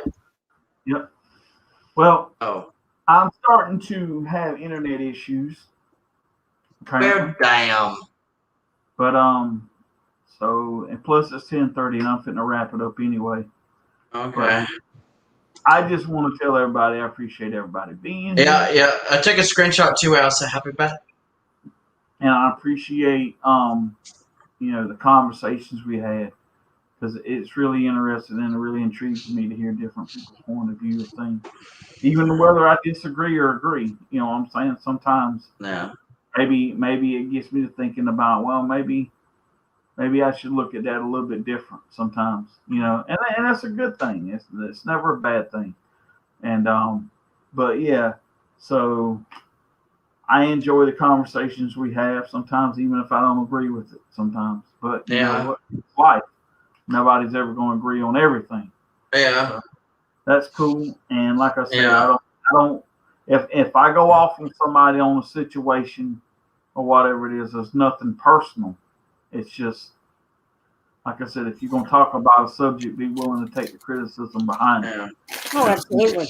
Yeah. And that's the thing, like I said, it's when I do stuff like that, it's not taking a shot at one person or a group of people or anything. It's taking a shot at what you're talking about. So it's that's just the way I look at it. So.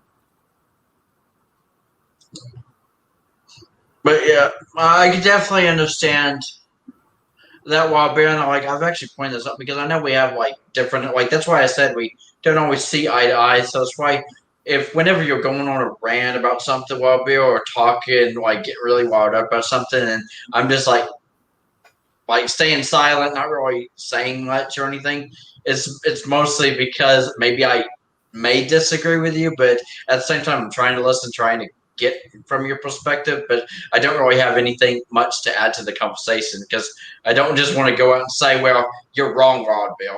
You're wrong about that. You're wrong to say that.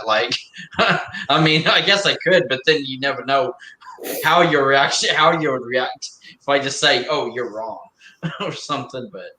But I mean, but I do agree with you on some things. I told you earlier that I do agree with you about the whole mask situation and this whole thing with gun control as well. So, yeah. All right. Well, Bill, thank you for allowing me to join you. Oh, yeah. And I will see everybody on Monday. Yeah. Barring disaster. Oh yeah. Hopefully you don't get. Well, I was gonna say hopefully you don't get injured between now and then, which is like, but this is you we're talking Yeah, about. this is me we're talking about. But I will see you Monday over on my channel around the same ish time. But that's going to do it for me for now. This is Ice Pets Queen, co-leader of the posse and Bith sister. Stay horny, my friends, and I am tripping out. Yeah. But yeah, it's been your favorite Tim and boy Alvin here. Thank you for allowing me to stream tonight, Wild Bill. It's been fun. It's been a very nice stream. I know you originally was gonna this was supposed to be like a short stream, but it turned out to be another 3.5 hour long one, which is cool. I mean, we had lots of different good conversations. I just wanted to say that I'm not streaming this I'm not streaming tomorrow or next Sunday, because I'm like taking like a little break, I guess, from streaming.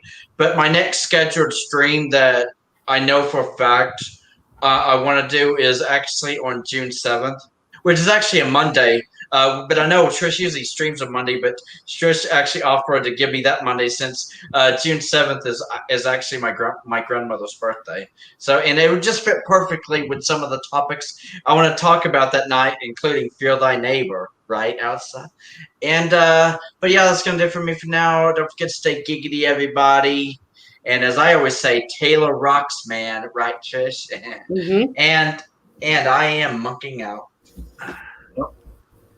Awesome. Yeah. Well, first of all, I want to say happy birthday, Justin. I told you already, but I would say, Raymond, get better. Can't wait for you to come back or whatever. We're praying for you. At least I try to when I try to remember when I say my prayer at night.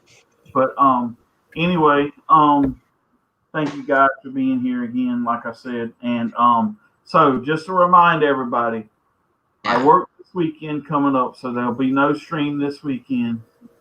And the following weekend, which will be the 5th of June, or that weekend, will be the first Eric Church review. So that Eric Church review will be the stream for that night. So okay, yeah. If you're not an Eric Church, and I just want to say this, guys, if you're not a fan of an artist and you don't show up or you don't want to be here, I totally understand. I won't be, mad or upset or anything like that, because I understand. Totally get it. So, yep, that's pretty much it. I do have a premiere dropping Wednesday night at 7 for my podcast. But other than that, I think that's about it. And I won't be in the stream Thursday night, so but I'll remind y'all again before then. But anyway, so yep, that's about it. And and I forgot one other thing. Taylor sucks, man. Well, damn. I was hoping he would forget. Yeah, like, look what we made him do. Look what we made him do.